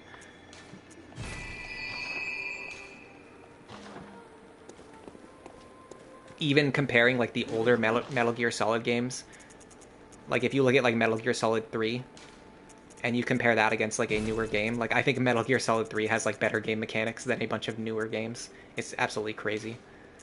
I'm gonna start...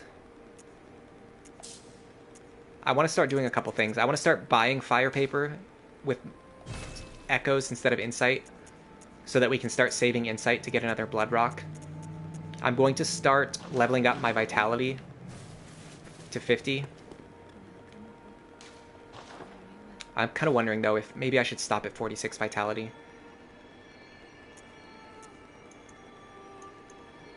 Because we kind of have a lot of HP already. I'm actually gonna stop at 46 vitality for now. I'm not gonna level up again for the rest of the run. So I think I just need to start stockpiling vials. The reason I'm doing this is because I don't know for sure what I want my final build to be, and I might not want 50 vitality. I might want like more of a glass cannon type build, so that I can have more damage output. All right, I'm gonna head right back in there. We're gonna go kill Celestial Emissary. You really want to play Metal Gear Solid? You should. I don't know exactly how you can play it. Honestly, I'm not really an expert on like cross-platform and like what platforms different games are on, so I don't know which like if you have to buy a PlayStation to play Metal Gear Solid, or if some of the games have been ported to PC, or even if they've been released on other consoles. I have no idea. But if you can play any Metal Gear Solid game, you should play it. You died in Tetris because of a square not being able to be placed anywhere. That happens. You get backed into a corner sometimes. It's kind of like the Lunatic Plus runs I've been doing in Fire Emblem, where like you can be playing well, and then like if you get like the worst possible like configuration, like the worst possible enemy skill or the worst possible Tetris piece, you can't find anywhere to put it. You just have to kind of do your best to make a bad situation work out. Most games are on PC, and you have a PS3 and a PS4. Oh, okay, well then yeah, you should definitely play it. I think I would probably recommend Metal Gear Solid 3. I think it's the one I would recommend the most. I don't know if other people have other opinions. I have no idea what like the consensus is on Metal Gear Solid games. 1 is pretty good, but it's definitely the most dated in terms of mechanics. Actually, I think 2 and 1 are pretty similar, but I could be misremembering. There might have been like some improvements in 2. I haven't played 1 or 2 in a long time, so I don't want to say too much about them. There might have been some improvements in 2.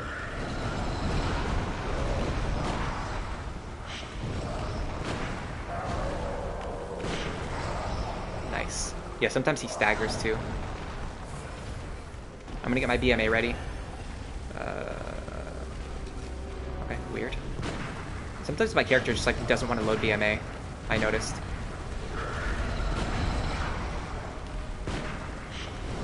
Alright, I'm gonna make sure I have a lot of bullets ready, because I'm just gonna start spamming BMA very soon.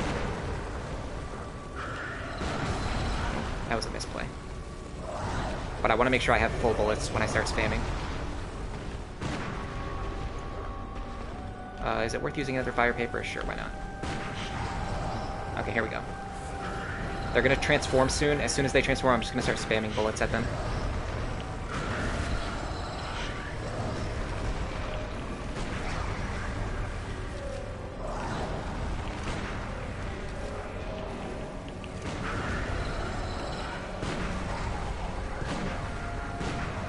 I could kill them faster. I'm just doing this to conserve bone marrow ash.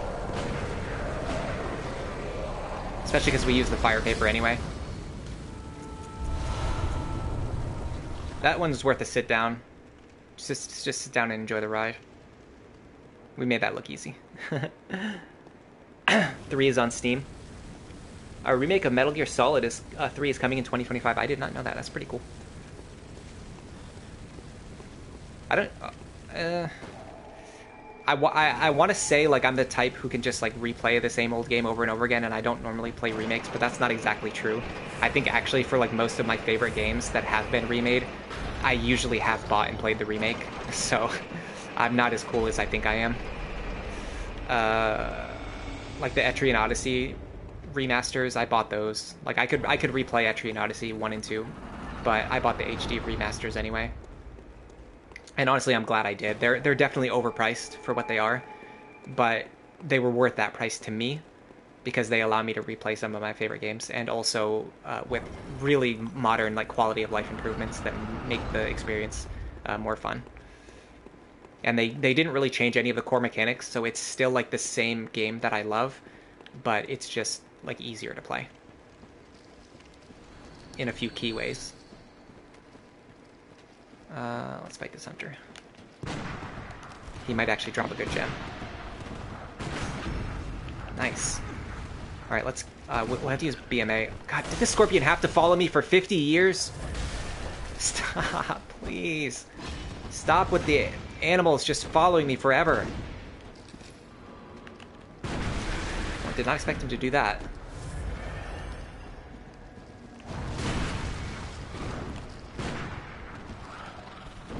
The annoying thing is the hunter enemies actually do dodge a lot.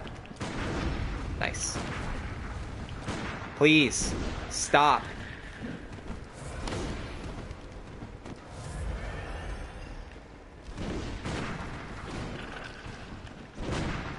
Okay, that was an interesting miss. Okay, that guy's dead. Hopefully, if this guy didn't drop a good blood gem, I'm about to rage. He didn't drop anything, did he? Okay, he dropped a Tempering 6. That's really good. That's the best thing we could have gotten. Now, it could have a bad effect, but that might have just been worth all the pain and the struggle that I just went through. All the hardship. Okay. Physical attack 14 reduces stamina. Nope. Trash gem. Pretty sure our current gem is better. There is a chance for him to drop a better gem, but he just didn't do it. He just didn't want to do it today. Apparently it's just Bloodborne that can't get a good PC port because you saw so many games on Steam. Kill the animals if you don't want it to follow you. I mean, yeah, that's technically true. The problem is the scorpions take a long time to kill. They have a ton of physical defense. And I can't sit here shooting him with... I can't waste like 60 bullets killing a scorpion.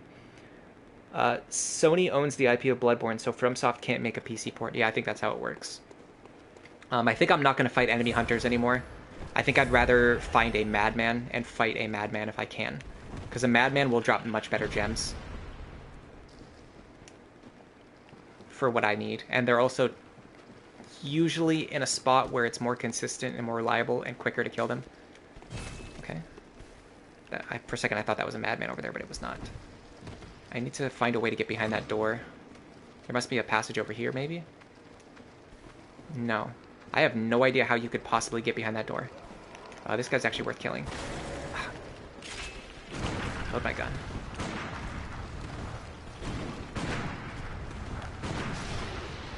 Tempering 5, maybe good. Every once in a while, enemies will actually drop good gems. I kind of don't want to waste my time exploring this side area, especially because I have so few bullets left. I feel like I'm not going to find anything worth it.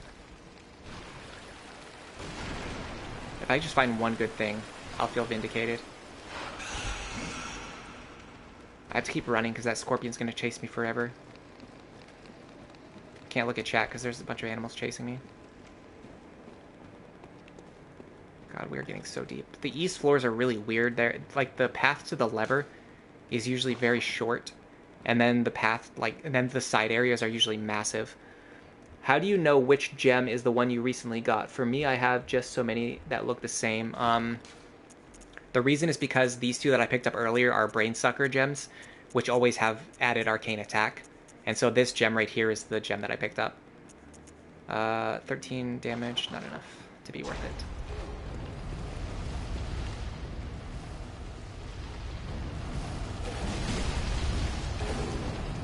I had to do that because there was a boulder coming to crush me.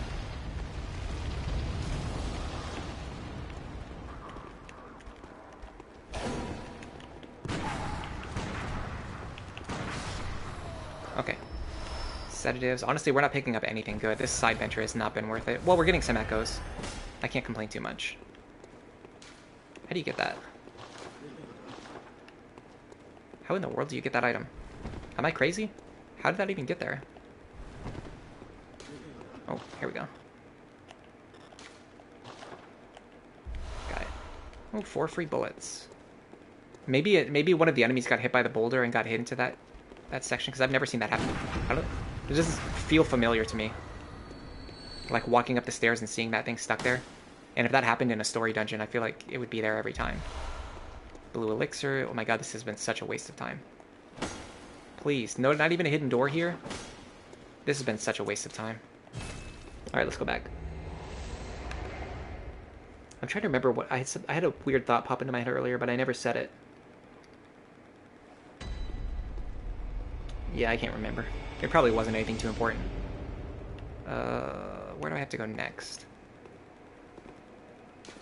We have to actually explore this next floor, which we haven't done yet.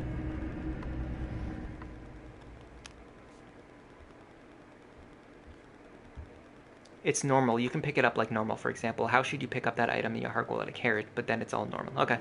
I guess I just forgot about it. I think somebody put that message there to make it harder to pick up the item, and that's kind of what threw me off. It just didn't feel familiar to me at all. Yeah, I said I'm not going to level up anymore. I just remembered. Alright, so the gems we picked up, unfortunately, were trash. What we need to do is we need to find a madman in an east dungeon. Honestly, preferably a cursed madman anyway. We might be able to make a route east dungeon at some point in the future, in the near future, in fact. Let's start saving up for a blood... Oh, we can't buy a blood rock anyway. It's probably not even worth saving up for one. I'm not sure, but we have a bunch of echoes anyway, so we might as well just use them on stuff that we need. Like, this is important. Getting Bold Hunter marks is actually really important. Let's get a bunch. 60 will be fine for now. Let's stock up on bullets.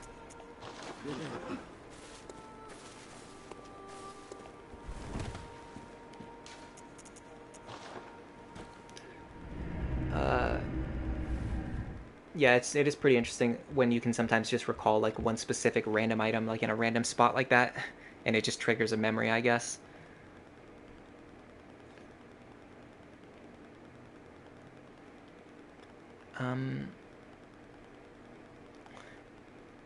Let me think. East Felix says bro is stacked on bullets and vials. Yeah, it's very easy to get like way more bullets and vials than you could ever possibly need. That's why I don't like the discussion about quote unquote farming for vials. I just don't think it's anything that you really need to do if you play the game the way it's intended. Like, I could have just spent all of my echoes leveling up 3 times and gaining like 30 HP, which is not a lot of HP. Or I could buy like hundreds of blood vials and never run out. Like, I wonder which of those two things is a better use of my vials, or better use of my echoes. Gaining 30 HP or never needing to run out of vials ever again. And keep in mind that I'm playing a challenge run where everything that I do costs me bullets and costs me vials. and I'm still not running out. I still have like hundreds stockpiled. Like, imagine if I was doing a melee run. I would have so many extra vials and bullets right now. Alright, if we're lucky, there's enemies following us, and that boulder will actually kill the enemies who are following us.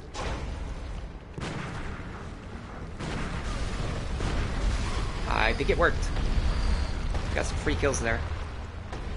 This is a treasure room that I remember. This is why I came over here. You once said a comment on a video saying that once you lose all vials, you go around the streets killing everything for blood, making you technically also a blood-drunk hunter like those in the Nightmare. Oh yeah, that could be true. I don't think anything else is chasing me right now. Doesn't seem to be the case. Okay, before I go into this treasure room, I'm actually going to run to the bathroom really quick. I wanted to do it earlier, but I didn't do it, so I got to do it right now. I will be right back.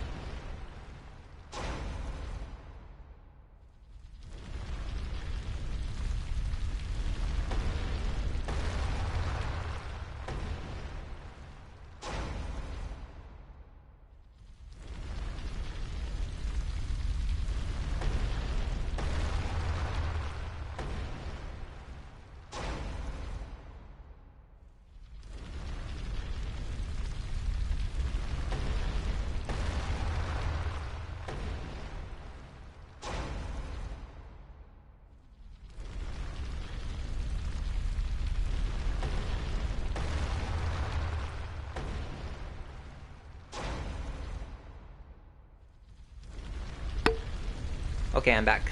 Sorry about the 2 minutes of boulder dropping ASMR.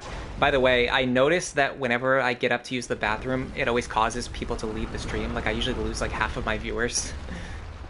Well, I lose a couple of viewers, which is half because I only have a couple of viewers. But I can't just like not use the bathroom while I'm streaming, so I usually just end up doing it anyway. But I usually try to hold it as much as I can before I go for that exact reason.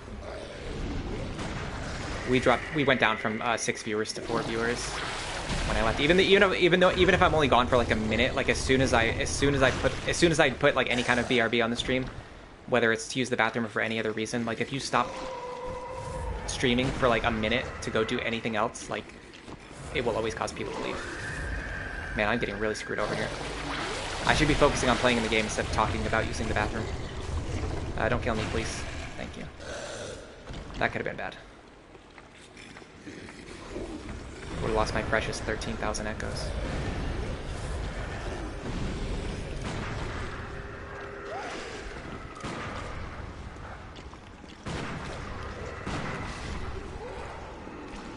That's probably like...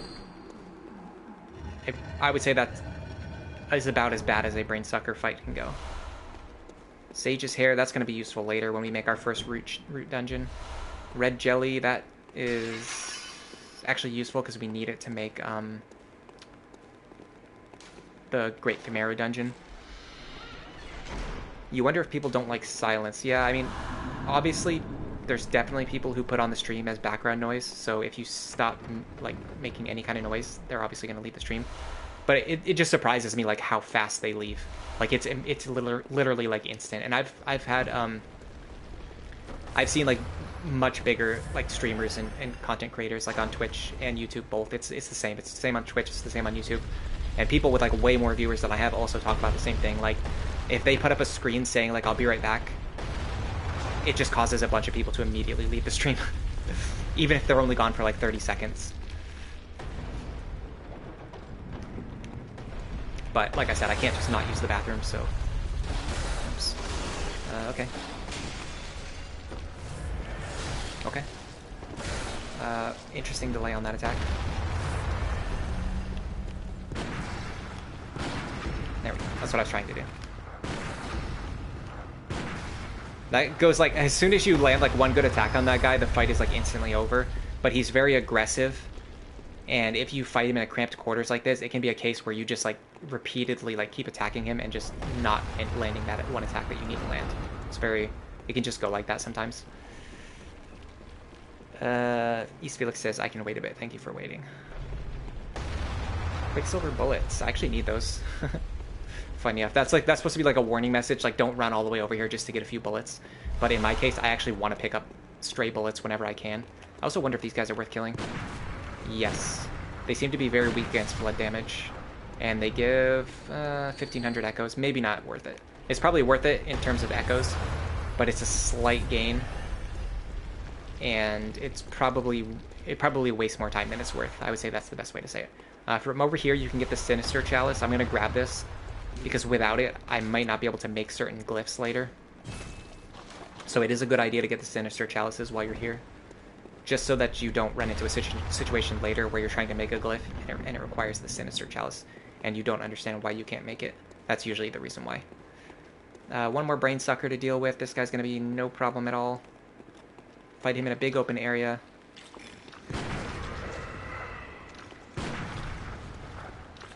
This is one of the ones that wants to just stand there and stare at me, which is even easier to fight. That was like a frame-perfect dodge. I dodged that at the absolute last frame. Because I was thinking about whether I wanted to reload or not, and then he rushed at me like while I was in the middle of a thought. It delayed my reaction time. Okay, the next boss should be maybe a Breedus, I think. And if it's a Breedus, we might be able to just destroy her instantly. With 10 Fire Paper and 17... With 10... only 9 Bone Marrow Ash, though. If I had 10 Bone Marrow Ash, I'd feel a lot more confident going in here. I'm very sure this is a Breedus, in fact. I recognize this area. But because it is a Breedus, I want to have 10 Bone Marrow Ash. So we're going to go back again.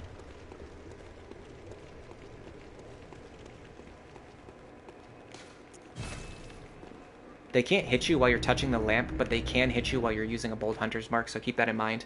If you ever try to use a Bold Hunter's Mark, enemies can hit you and like stop you from teleporting away.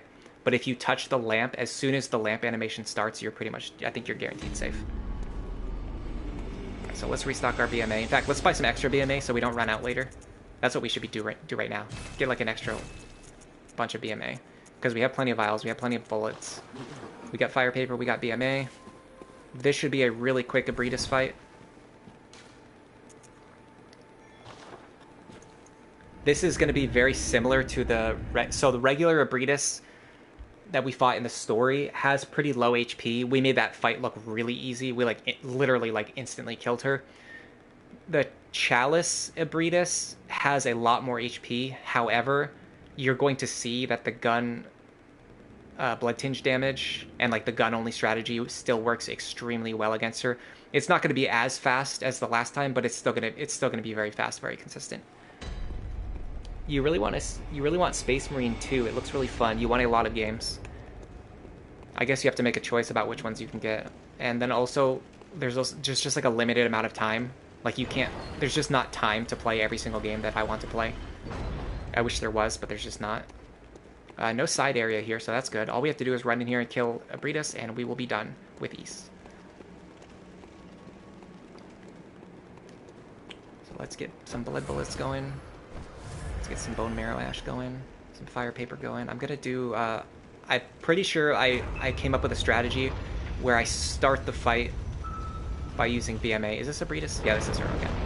I start the fight with a BMA shot. And then I load a second BMA for later. She wants to do a charge attack at the very start of the fight, just to be as annoying as possible. So let me preload my second BMA. I want to shoot standing close to her whenever I can.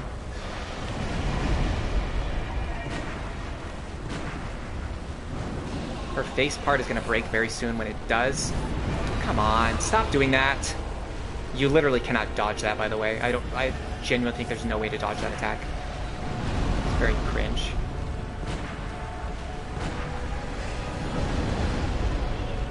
The face part should break soon.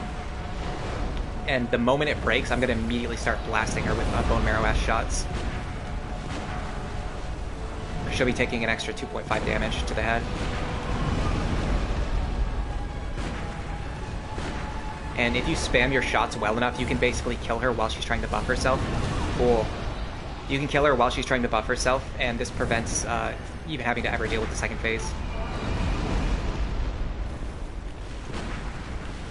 Be careful. It's getting close. It's going to happen very soon. Oh, I did not expect her to start doing that. Oh my god. Please. I mean, this is still going relatively okay. There we go. Okay.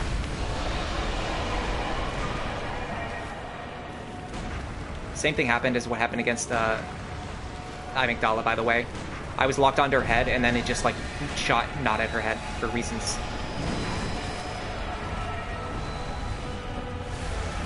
If I had gotten that first shot against her head, which I was absolutely 1,000,000% locked on for, that would have been a so much cleaner finish. I basically would have finished the fight by just shooting her 7 times in a row. Another arcane gem, which we don't want. I think, did we get a blood rock? That was not a blood rock. That was a blood rock. Oh my god. We can upgrade our blunderbuss now. Sick. It kind of frustrates me that I have to upgrade the blunderbuss, though, because it's not going to be useful after we finish the challenge. Unlimited games and no bacon, or unlimited bacon but no games. I actually bought bacon just the other day, which I don't normally buy too often. You helped your mother with groceries, so you're back now. Hey, Lamaj, welcome back. I've been helping my mom a lot lately, too, because she was in the hospital recently with lung disease. So I've been running errands with her and for her more often. But she doesn't live that far away either. She lives, like, maybe 10 minutes away from where I live right now. Well, I'm planning to... I want to move again soon, but I don't want to move while she's really sick, so I don't know. It's a tough decision to make. But I had been planning to move. Like, for a couple years, I've been planning to move again. But now it's like I almost feel like I can't do it now. It's very tricky. Alright, yeah. So we only get an extra 3 damage on the blunderbuss by using the blood rock.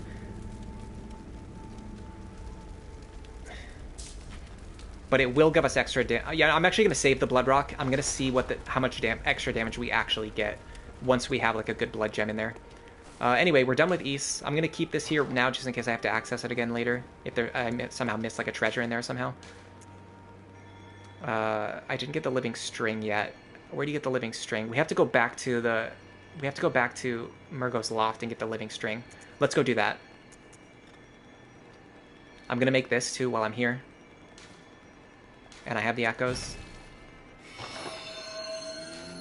I wonder if I can make any East Route dungeons yet, or if I need more materials. I would need more ritual blood, which I just used. Alright, so that's fine. We'll come back and get to this later. What did I want to do? I want to go to Murgo's loft and go get the living string. And then we'll come back and we'll clear Loran.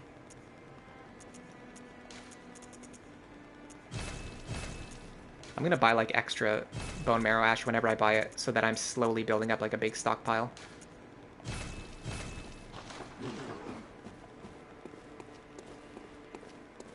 Alright, so Murgo's loft. We want to go to... base. Because I think we already dropped the brain. Yes, we would have dropped the brain when we went to get the blood rock. You might have to start doing chalice dungeons more. They're really fun. I think they're very underrated. Lamaj says you can't leave your mother. Yeah, I understand. But I mean, like, once you reach a certain age, like, you have to kind of be more independent. You know what I mean? Like, you can't live with your parents forever. The tricky part is, like, you also can't, like, not take care of your parents if they took care of you when you were a kid. Or at least that's how a lot of people view it. So, I mean, it's not even like a sense of obligation, but, like, you would want to do it. You know what I mean? But yeah, but like if you've been planning, like in my situation, for example, like if I've been planning to move already for several years and like getting ready to move.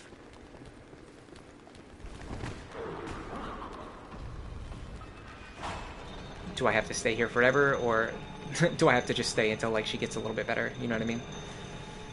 I don't know. That's definitely a more difficult and serious discussion than what I normally like to talk about on stream. In fact, I generally don't like to talk about my personal life at all. Root and glyph dungeons are fun. Lamage says it's different from person to person depending on your nationality, religion, yeah, and then other things too, just like your actual personal relationship with your parents as well can certainly impact it. Alright, there's something hiding here in the darkness. I don't see it. I think it's this. I think I just saw a flash. I think it's this way. There it is. I see it. Here's a gross thing. Okay, so the problem we ran into with the Arcane Challenge run is that we almost didn't have enough damage to kill this thing. I think it's weaker against blood damage, so we should be fine. And I don't think the different body parts take different damage either. In fact, let's use fire paper here.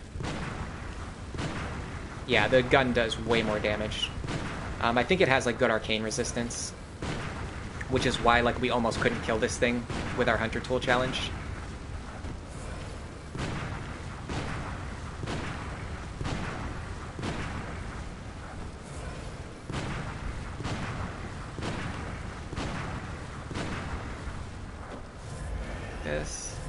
This thing drops the living string, which you need. Oh, you can also technically get it to give you a rune if you do make contact. I'm not going to do it, though. I don't need the rune that bad.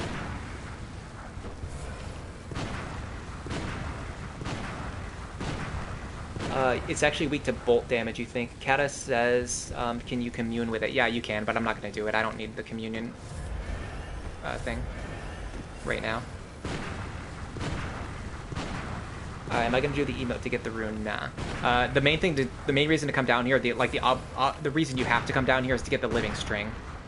It drops an item called living string, which you actually need to make one of the mandatory chalice dungeons. Oh, I remember what I wanted to say earlier, by the way.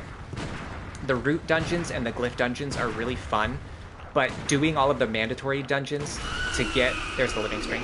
Doing all of the mandatory dungeons that you have to do in order to get to the fun like root dungeons and randomized dungeons is actually kind of tedious. It takes like 10 hours to go through all of the root dungeons, and if you've done it before, if you've done it like 5 times, like doing it the 6th time is just not that fun anymore. Yeah, it gives the moon rune if you make contact, but I don't need the moon rune anymore. We've got more echoes than we could ever possibly need at this point. We no longer have any concern about echoes whatsoever. We never have to think about echoes ever again. Every single time that we ever go into like any chalice dungeon, we're gonna come back out with 100,000 echoes or more. Which actually reminds me, I'm gonna unequip the moon rune that I have now and put the eye rune back on. The eye rune is much more valuable. It's gonna give us a better chance of actually potentially getting good gems.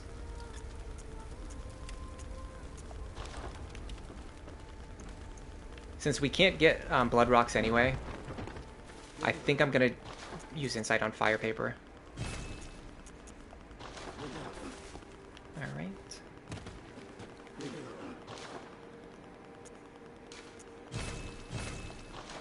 Let's go back here. Start working on Loran.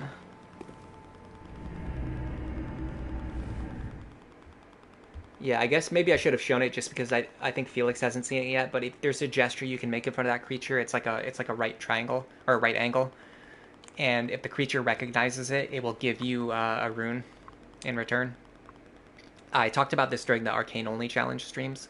It kind of reminds me of this theory of alien life, where people think that if we make contacts with aliens, the first thing that we should do is like draw a right angle or any other like mathematical thing, because the aliens probably won't understand our language, but if they see that we're capable of complex reasoning and mathematics, they will understand that we're an intelligent species and not like animals. So if you ever encounter an alien, the best thing you can do is like show it right away that you know how to do math. Of course, that all bets are off if the alien itself is like an animal, because then it will probably just try to eat you. Okay.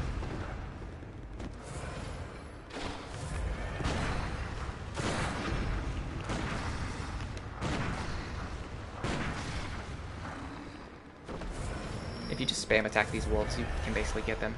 Yeah, fire gem I don't want. We're also back in Loran now, by the way, so we're getting gems that we don't need. You figured you'd drop in since you woke up late and you're starting to mod Skyrim again. You also downloaded Bloodborne yourself. I've never made it like any real mods for games. I've made some of my own games, which I actually want to make a video about at some point in the near future. Particularly one of the games I'm working on right now, which I would like to release on Steam if I can, which I think I can. I don't want to say too much because I don't want to spoil anything, but I'm working on a game that I think I should be able to upload to Steam. And if I do, I'm going to make a video about it, obviously, because I want people to know about it, so potentially some people might actually play it. Anyway, but I've never really gotten into modding or like doing like hacks of games. I mostly just make my own games.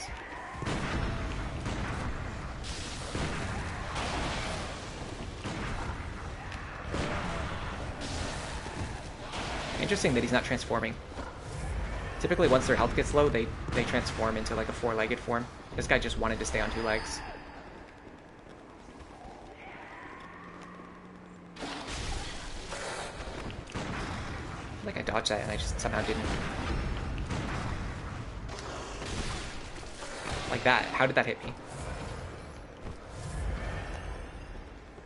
You saw that? That was one of those moments where if an enemy grabs you at the exact moment when you parry them, their grab goes through and your parry does not. Very frustrating when that happens. But I parried really late anyway, so it was my own fault. But still, I don't like that the game works that way. I think if you parry an enemy and they grab you at the same time, I think they should fall on the ground. I don't think they should get the grab. Grab attacks are already broken enough. They don't need like an extra reason to make them even stronger. You already know you're working on a game of your own. You're also wondering if you tried the game you're talking about. The last demo of yours you tried was years ago, so... Yeah, like I said, I don't really want to say too much right now. I'm actually working on 2 different games. I have a... I don't know. I mean, it's technically a studio. I don't want to say that it's a studio because it sounds like I'm like trying to sound bigger than I really am. It's technically a studio. I have other people that I'm working with. I have artists that I'm working with. I have people who make music that I'm working with. We're working on 2 games. One of them I definitely don't want to say anything about until I'm ready. But the other one is it's actually a remake of the first game that I ever made. Like when I was a teenager and I was making my first game ever. I made this game and I recently found like the old files for it. And I just got really nostalgic and I was like, I want to remake this game like in a modern engine. And so I'm doing that right now. So I'm like remaking the first game that I ever made, which is really cool. That's the one that I want to release sooner. It's going to take less time to finish that because it's a more simple game.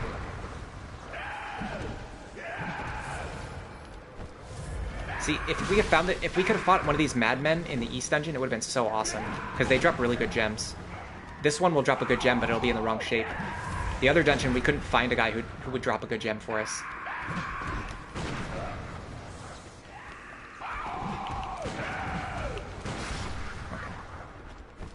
Are we exploring a treasure room right now? I can't even remember. Oh good, he didn't even drop a gem. I just get frustrated when enemies drop good gems in the wrong shape. That's really cool, that's really nice. It's probably not one that you tried. I can't remember if you actually played it or not, that's the thing. It was a while ago, but you might have actually played it. You tried to make a game, but then you gave up because you got confused and demotivated. That's fair, it's really complicated. Generally, when people try to get into game design, they underestimate the amount of like math that's required. Like a lot of people, there's usually like one, for people who try, especially people who try to get like a computer science degree or like a game design degree, there's usually like one class that like causes a bunch of people to just like give up and change to a different major. And it's something like, I can't remember what class it is, but it has something to do with like logic and programming. And people are like, okay, this is like way too complicated. I don't enjoy doing this. I just want to make games.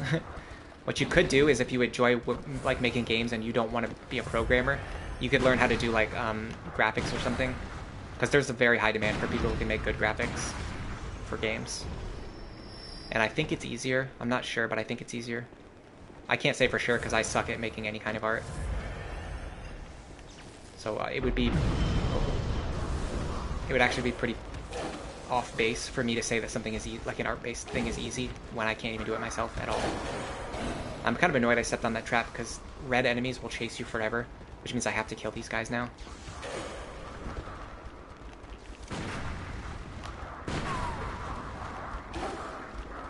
Fighting 2 enemies at a time is difficult with gun only. Fighting 4 enemies at a time is just a pain.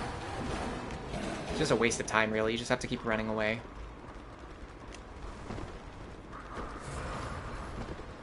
If I can get them to fall down there, I wanted to fight them.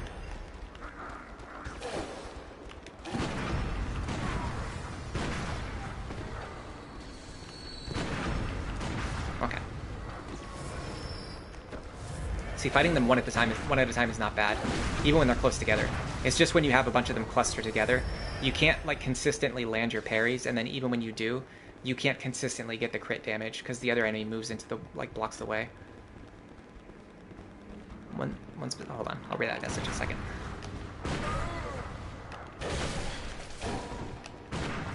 This guy's hard to parry. I don't really have his parry timings down. Around the corner. Okay. Art is the bane of all existence, but you refuse to accept help. I had to get help. I have to do the things that I'm good at, and I have to find other people who are capable of doing the things that they're good at. The main, I would say, hurdle is, and this held me back for a long time, is that I felt like I was worried that my games wouldn't succeed. So if I spent money on art, it would end up just being a waste of money, because then like I would end up paying an artist for something, and then like my game would just suck anyway. But I had to get the confidence that if I invested money into like making good art for my game, that people would actually want to play it, and that it could actually succeed. And that's the mentality I have now. I have to feel like I'm willing to spend my own money and put my own money on the line, because I believe that the game will actually succeed, and that it will actually be good. Okay. Was that the lever or just a chest? I think we're in a treasure room right now. I don't think we're in the main area. One specific thing you do is walk out of bounds from the Undead Burg down to Blighttown, essentially walking on the roof of the depths. Interesting. Yeah, that whole thing was just one side area. You did find people who work on music for your games. That's good, at least. East Felix says they probably will try game design again one day. Good luck.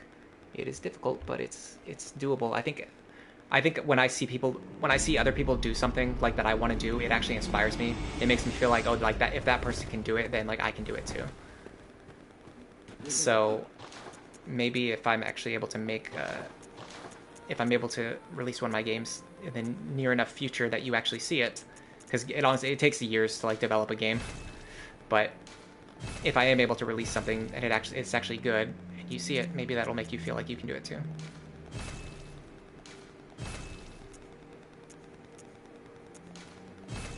That's a really interesting gem. It has a flat effect as the primary and a percent effect as the secondary. I wonder how good that would be on a Holy Moonlight Sword. I'm gonna toss this regen. Well, hold on, no. Yeah, I'm gonna toss this regen. I can't think of any reason why I would ever use it.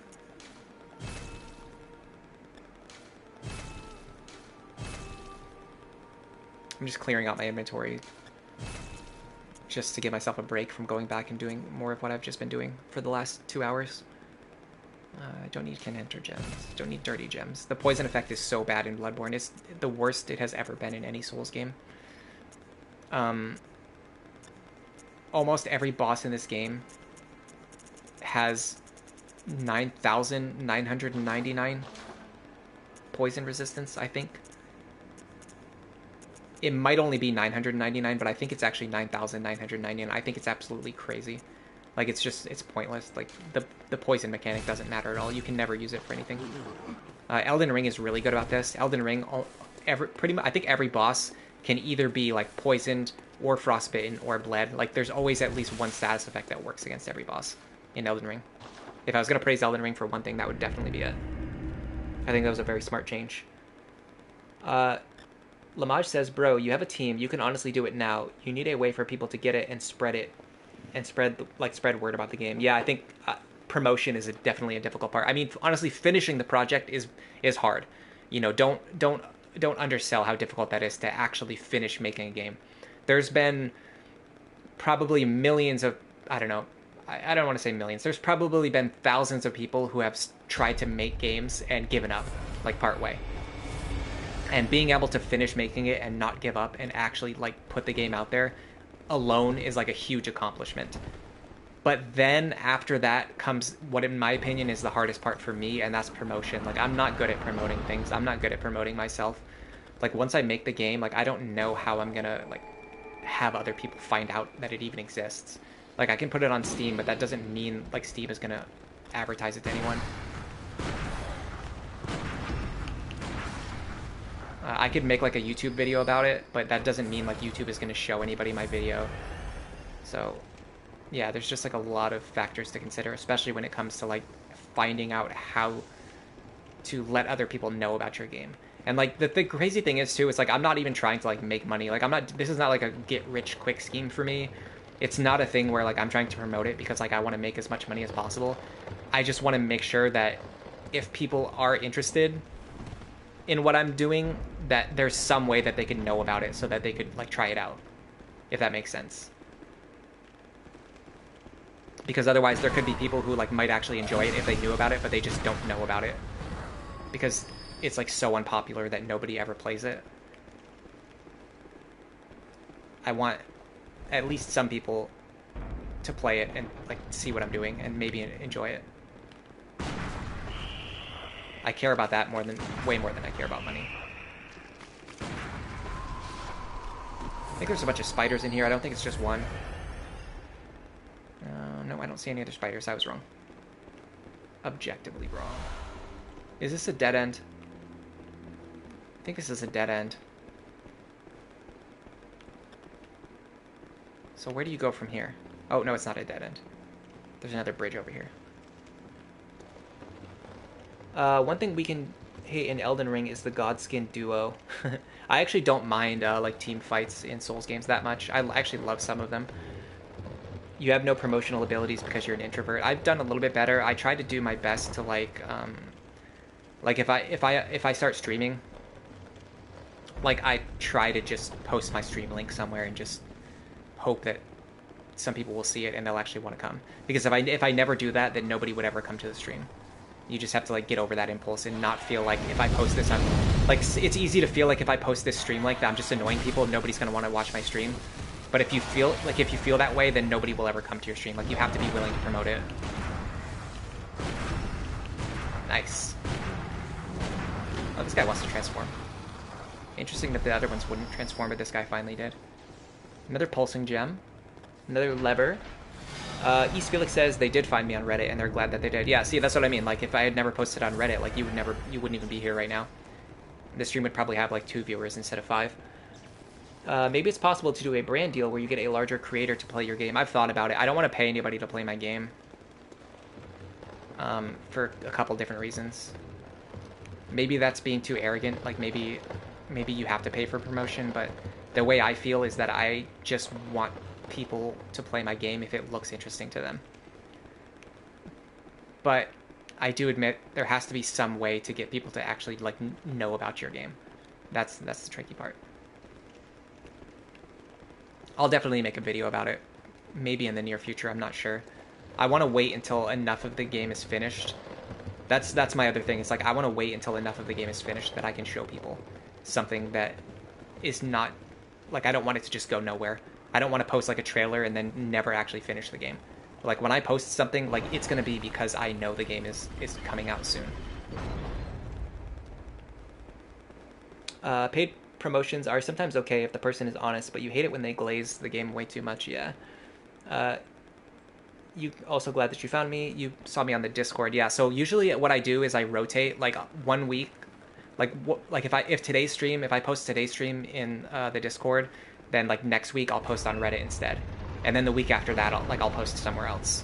That's kind of like how I do it. But then there are some times where if I'm doing a stream that I know is going to be like really good, I'll actually go out of my way to like post the link everywhere. If I'm doing like the first stream of a new series, I'll usually go out of my way to post the link everywhere. Oh my god, that was sick! Did you see that? That we did insane damage there. 1688. That was nuts. Ooh. And 2 free bloodstone chunks. Well, they call that a boss fight in some parts of the world. But yeah, if I like when I'm doing like the first stream of a new series, I usually post the link everywhere. And then after that, I usually just like post to one place per stream. That way I'm not spamming every place like every week. And then occasionally, like today, like if I'm doing a stream like today where I knew like I wasn't gonna I knew I was gonna be a little bit tired. I didn't think I was gonna stream for a long time. I didn't think we were gonna do like any like super like popular boss fights, like any of the boss fights that people really want to see. Like I didn't even bother posting the link anywhere. I figured just like the regulars can show up and that would be enough for me. And actually, we actually got 6 people here right now, so that's a lot. I did not expect 6 people to show up today. I thought my max today was going to be like 3 or 4 people. You've been on the wrong count this entire time, but you're not swapping over. Yeah, I noticed that too. It just seems easier than promoting in a normal sense, like ads. That's true. Yeah, especially like if you like Felix said, if you get a promoter, if you get someone to play your game who's like honest about it, like that's definitely the best possible outcome. Do I play any FPS games? I am horrible at FPS games. I have really bad vision. I have really bad reflexes. I have really bad aim. I'm just bad at everything. I'm literally bad at every single skill that you need to play FPS games. So I generally don't play them for that reason. It's not even just that like if I'm bad at something, like I can have fun at something if it's very difficult for me, but there's a certain limit to that, and I would say that's for me like FPS games are above that limit, where like I'm just so bad at it, like it's not worth it for me to bother doing something where I'm like that bad at it. All right, chase me over here, please. Thank you. Ooh, perfect. It's the exact move that I wanted him to do. That was a really clean werewolf kill. You want to know what these silver beasts and brainsuckers did to get the boss title? I guess it's the other way around. I guess technically you could say that they're bosses, and then they sometimes put bosses into dungeons as like wandering monsters, rather than thinking of them as wandering monsters who got put into a boss arena. I'm surprised that parried. That felt super late on the parry timing. Is there a hole here? Yes, there's a hole here. I know where I am. You do have to explore that. Every single time I come here, I think, like, do I have to explore this area or not? And you do. You have to get past this area. There's a treasure room on the other side of the bridge downstairs. And that's, like, the main place where you're trying to go. There's an item over there that you really need. I can't remember what it is right now, but I know that I need it. Because there was one time where I didn't clear out this area because I thought there was nothing here. And I deeply regretted it later. Gotta clear out all these guys one at a time, usually. God, I don't want to fight all these guys. I really don't want to fight all these guys. Is there any way I can lure them out and, like, do something weird? How many of them are chasing me? A bunch. Okay, let's do this. I really don't like fighting these guys in groups.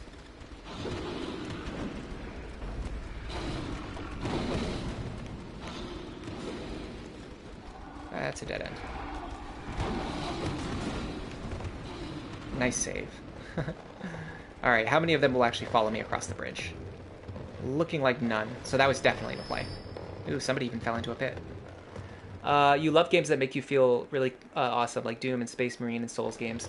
Yeah, one of the things I like about Souls games, especially like Bloodborne, is really good at this. I would actually say Dark Souls 2 isn't a very popular game, but I would say it's the best in this quality, where your character feels very close to like a normal human with like really good skills. And it's awesome to see like how somebody who's like close to a normal human would be able to defeat like really powerful monsters using their superior skills, as opposed to like overpowering them with like strong energy beams or like casting super powerful spells, which although you do have spells in most of the games, but you can play without them. Dark Souls 2 like low level challenge is one of the things that's really good for this, because there's only a couple weapons that you can actually equip and use in Dark Souls 2 on minimum stats. and you can't use any spells, you can't use any miracles. You end up feeling like a normal person who got transported to this world, who can only swing around like a basic sword. Like, you're not strong enough to carry like a shield around all the time. It just feels very grounded and realistic, despite the fact that your enemies are very unrealistic. Blooming Coldblood flowers are going to be useful later, I think, for making root dungeons. And then we're getting Ritual Blood 5 and then Red Jelly here, which is also useful. Yeah, I think those 2 red jelly that I picked up are the important thing. Over in this chest, there's 2 red jelly, and I think there actually might be one over here too. I'm gonna go back and check this room just to make sure. Silver Beasts are stage 1 electricity beast evolutions. I want to do a Pokemon stream again. I haven't done one for a long time. I haven't actually streamed or made any Pokemon videos for a long time. I made a Reddit thread about a Pokemon related thing that I was going to use for a video, and surprisingly enough, the thread actually got a lot more comments and attention than I expected it to. I'm gonna have to run back over here to see what's in this chest. I think there's a red jelly in that chest, but I don't want to fight all these guys. This is a crap situation. The thread actually got a lot more comments and a lot more attention than I expected, and then I just never went back and actually used the information to make the video that I was gonna make. Sometimes I just get lazy when making videos. You have to gather a bunch of friends together and do a Soul Link race. I haven't done anything like that before. Oh god, I have no idea where I even am at this point. I think the way we're trying to go is over here. We were so far away from the main area. We were like unbelievably far away from the main area. We have to go all the way back over there to get our echoes. It was over here. Yeah, we didn't even get... Oh my god, we didn't even get the lever yet. We've spent this entire time just exploring a side area.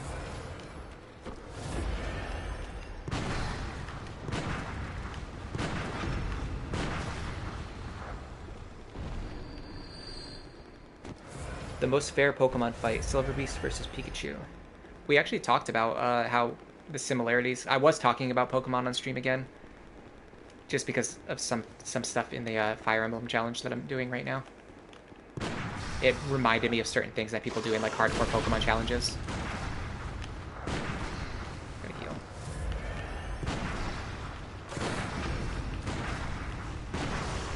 There we go. I don't feel like reloading blood bullets while fighting this guy, because he'll usually attack you while you're reloading, and you just end up using a ton of vials.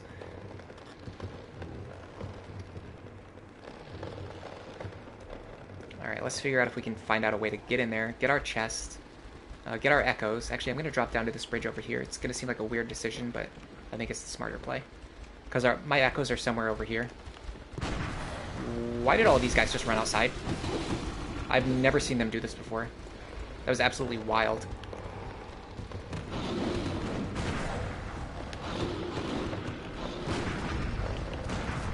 See, that guy, he like body blocked my shot, so I couldn't get the critical hit. I wonder if we can get them to fall off the bridge.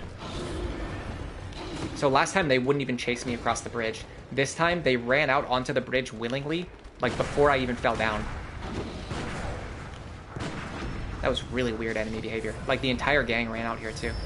One of them has my echo, so I have to kill these guys anyway. Once I get rid of them, it might be easier to get that chest too.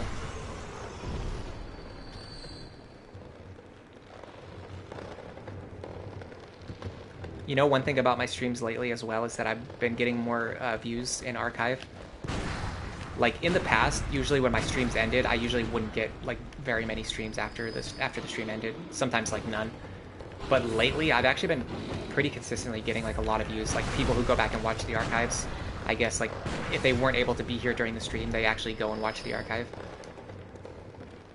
which is cool. Definitely I can see, like if I look back over the last year, I can see the growth of my channel. Feels like the effort I put in was actually worth something.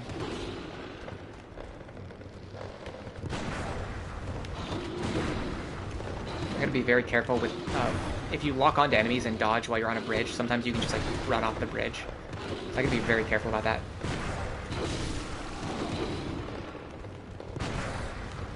Okay, let me reload, please. Thank you. We're almost done fighting all the enemies we need to fight. We finally got our echoes back. I got a nice parry there too, by the way. Alright, we got our 180,000 blood echoes back. That could have been a horrible loss. That's always good. What do you mean normally stream? When do you normally stream? I see what you're saying. I don't know why I read that question completely wrong. When do I normally stream?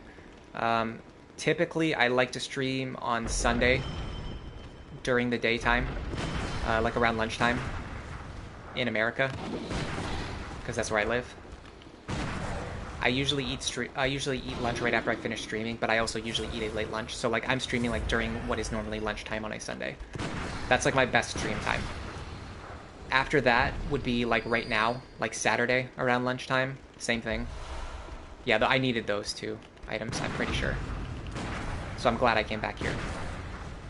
After that would be like today's time, like Saturday around lunchtime. That's like my second most common time. So usually on the weekends, like during the day, like around lunchtime.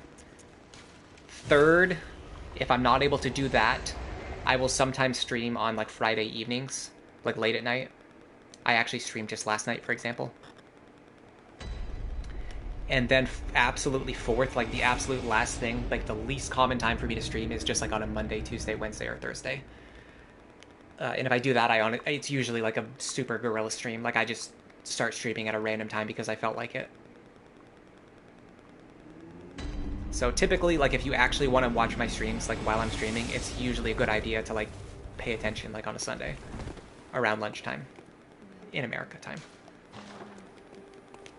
Because that's normally when I start streaming. And also my usually my Fire Emblem streams, I actually schedule those ahead of time. So if you look at the channel, you can actually see when the stream is coming up. Excuse me. I still haven't gotten any good triangle gems. I could probably get one like right now if I really wanted to. I know how I could get one using a glyph, which we honestly might need to do soon. But I'm not quite at that point yet. I'm pretty sure we can finish like all of the content that we have in front of us right now before we have to do that. And then we can just worry about going and getting like glyphs and like super specific gems and drops and chalices and runes like at the very end if we're struggling with a specific boss and we need the extra help.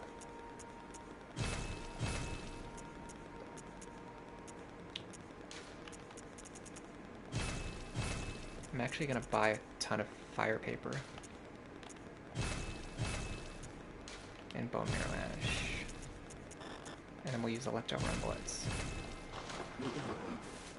Okay, the last thing we did was hit a lever, I think. One of the things I love, by the way, about streaming these challenge runs is that it makes the chalice dungeon stuff feel way less tedious. Like, if I was doing these chalice dungeons off stream, I would be so bored. I would have to, like, constantly be taking breaks. It would take me forever. It would take me, like, probably 10 sessions where I only play for, like, an hour at a time each session. But on stream, I can do this for, like, 2 or 3 hours because I feel like I'm distracted, like I'm reading chat. I'm barely even paying attention to the game. Now you know when you're going to check. That would be cool if you stop by. I mean, you're usually here during the streams anyway. How many bosses do I have left? I haven't counted yet. I have to finish the Loran dungeons, which I'm in right now. I have to finish the final Thumeru dungeon, which only has 3 bosses. I have to defeat Lawrence. I have to defeat Murgo's Wet Nurse. I have to defeat Gehrman and the Moon Presence. That might be everything. There's like 6 or 7 bosses left, I think. Not a ton. I think this just loops back around to the main room, doesn't it? Yeah, waste of my time. What we need to do is, I don't think the lever's over here. I think the lever's upstairs, but we have to go left instead of going right. If you go right, it leads to this huge side path that like takes forever to explore, like as you just noticed. We seriously just spent like the last probably 15 to 20 minutes of the stream exploring this one corridor because it's so long.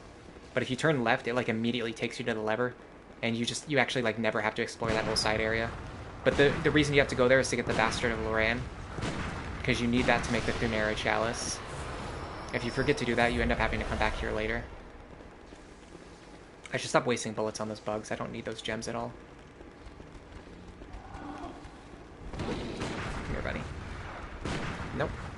Okay. Does he think I have like a torch or something? He's running away like the way he would run away if I had a torch. But I don't have a torch. I probably should have just reloaded while he was on the ground. Oh well. Live and you learn. I don't know where this leads.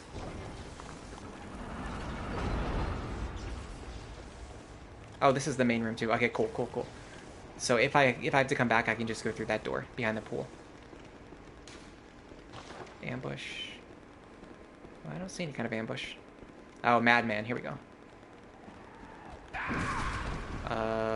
Okay. Feel like I pressed the dodge button, but I actually don't like fighting these ones in particular. They're very weird. They have a weird moveset.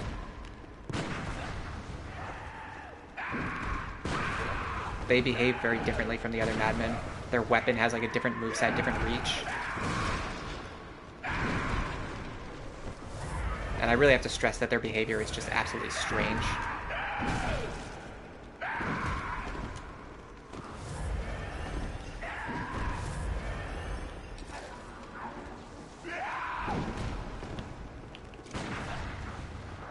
Really like to get a good parry on him, but I don't think I can.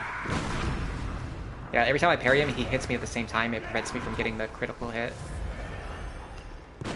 Because I can't get up fast enough to actually shoot him. There we go. And we had to use a lot of resources to get past this guy, but he's a difficult enemy to fight, in my opinion. I like fighting... I'm good at fighting the madmen with the hatchets. I'm really bad at fighting the madmen with the sickles. Yeah, there's another werewolf over here too. Now I remember where I am. Usually when you go into that... I know where the lever is, and when you go to try to get the lever, this werewolf usually runs it from behind and attacks you from behind.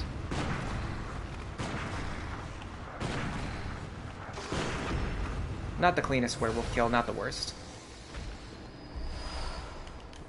Defeating Lawrence is so addictive, I don't know why. Of course they are madmen, they think a corpse is a weapon. Yeah, I actually like the Lawrence fight a lot. So this madman was supposed to be guarding the lever, but for some reason, I don't know if it's an AI glitch or something else, he typically runs out and like attacks you while you're out here. And then the other thing is that when you go in to get the lever, the werewolf comes in and attacks you from behind.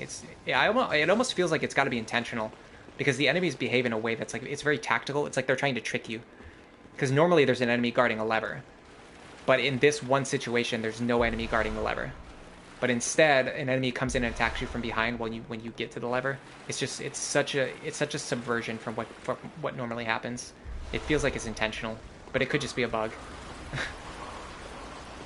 Also, so because I have worked on games before, one thing I know is that sometimes something will happen, like a bug, like it will be unintended, but you like the way it works, so you leave it in. It might have been a case like that, where this madman like kept running away from the lever, and they didn't know why he does that, but they just left it in because they liked it. And then maybe they put the werewolf behind you to make it even more funny, so the werewolf would run in and ambush you. Okay, we have a pretty decent amount of resources. I think we're just gonna run into the next boss fight.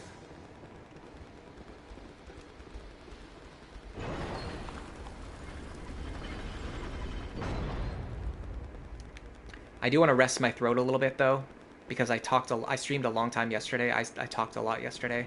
I might stream tomorrow. I kind of want to stream again tomorrow, so I don't want to stream too much today. Abhorrent Beast, we can do this.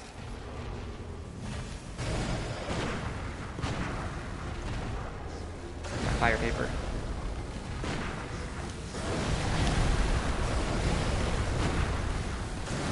With enemies like this, you have to be careful. Just don't panic dodge. If you start panic dodging, you usually just get punished. Actually, use this chance to reload. I might have to use the BMA. I'm using my BMA so it doesn't expire. I'll load another one soon.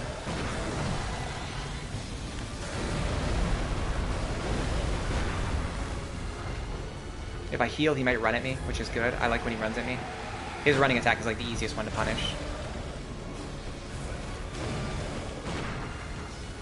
Especially with gun only. It's actually the easiest attack to punish with melee, but it's especially easy to punish with gun only. That's how you punish it with melee. Just dodge to the left like that. We want to get shots lined up against his face hitbox as often as we can. If we break his face hitbox, we can deal a ton of damage to it.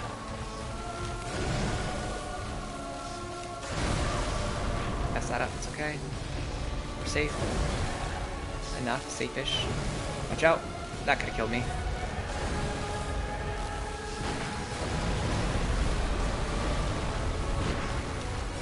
I keep dodging too early on that one. It's not even that. It's like he keeps doing it like at a time when I'm in the middle of a different animation, which he's actually programmed to do that. It's not surprising. It's just I'm usually much better at avoiding it. Oh, nice.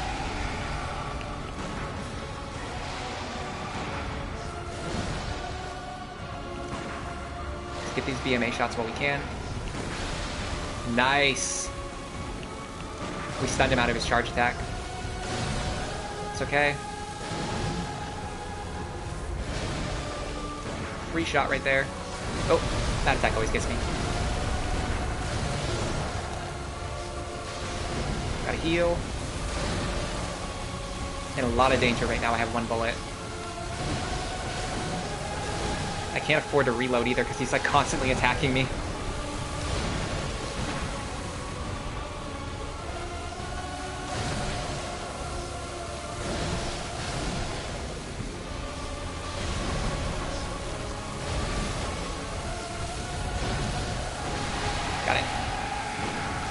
That was really close.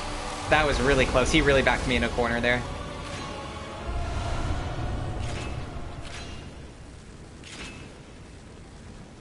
That could have gone so much worse. That could have... the thing is, though, like, even if we dumped all of our resources there, I've talked about this already, but we have so many resources and so many blood echoes and everything else stockpiled. At this point, it doesn't... it wouldn't even matter. Like, if that guy killed us and we lost all of our bone marrow ash, we would just go back and get more. That was a really good fight, though. Dodge to the right for Abhorrent Beast. I kind of like to dodge to the left more often, but it depends on what attack he's doing. You have to be able to recognize what attack he's doing and dodge in the correct direction. It's actually what makes him one of the tougher fights, is that he has moves that look similar, and the different moves, it can be better to dodge to the left or the right, depending on which move he's doing. And he moves so fast, it can be tough to identify what he's doing until it's too late. I played kind of sloppy there, which ended up making the fight look closer than it really was, but sometimes it can actually be more fun. Kata says, it happened quite a few times while working on stuff of theirs. Then one thing makes you mad and you just scrap the entire game. I don't think I've ever done that before. I've definitely lost interest in games, though. Or it's not even that, but sometimes like I'm still interested in working on a game, but I just like can't motivate myself to go back and keep working on it, which I don't like, but I mean, it's the reality of life. It just happens sometimes. Sometimes you just can't motivate yourself to do the things that you want to do. Still haven't found any new gems for Blood Attack, by the way.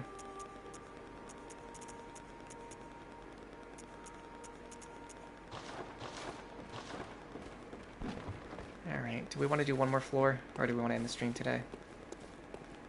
I want to end the stream today because, like I said, I think I want to stream tomorrow, and if I stream tomorrow, my throat's going to be really sore. Big damage. Alright, Patrick Dodson, thanks for stopping by today. East Felix, thank you for stopping by.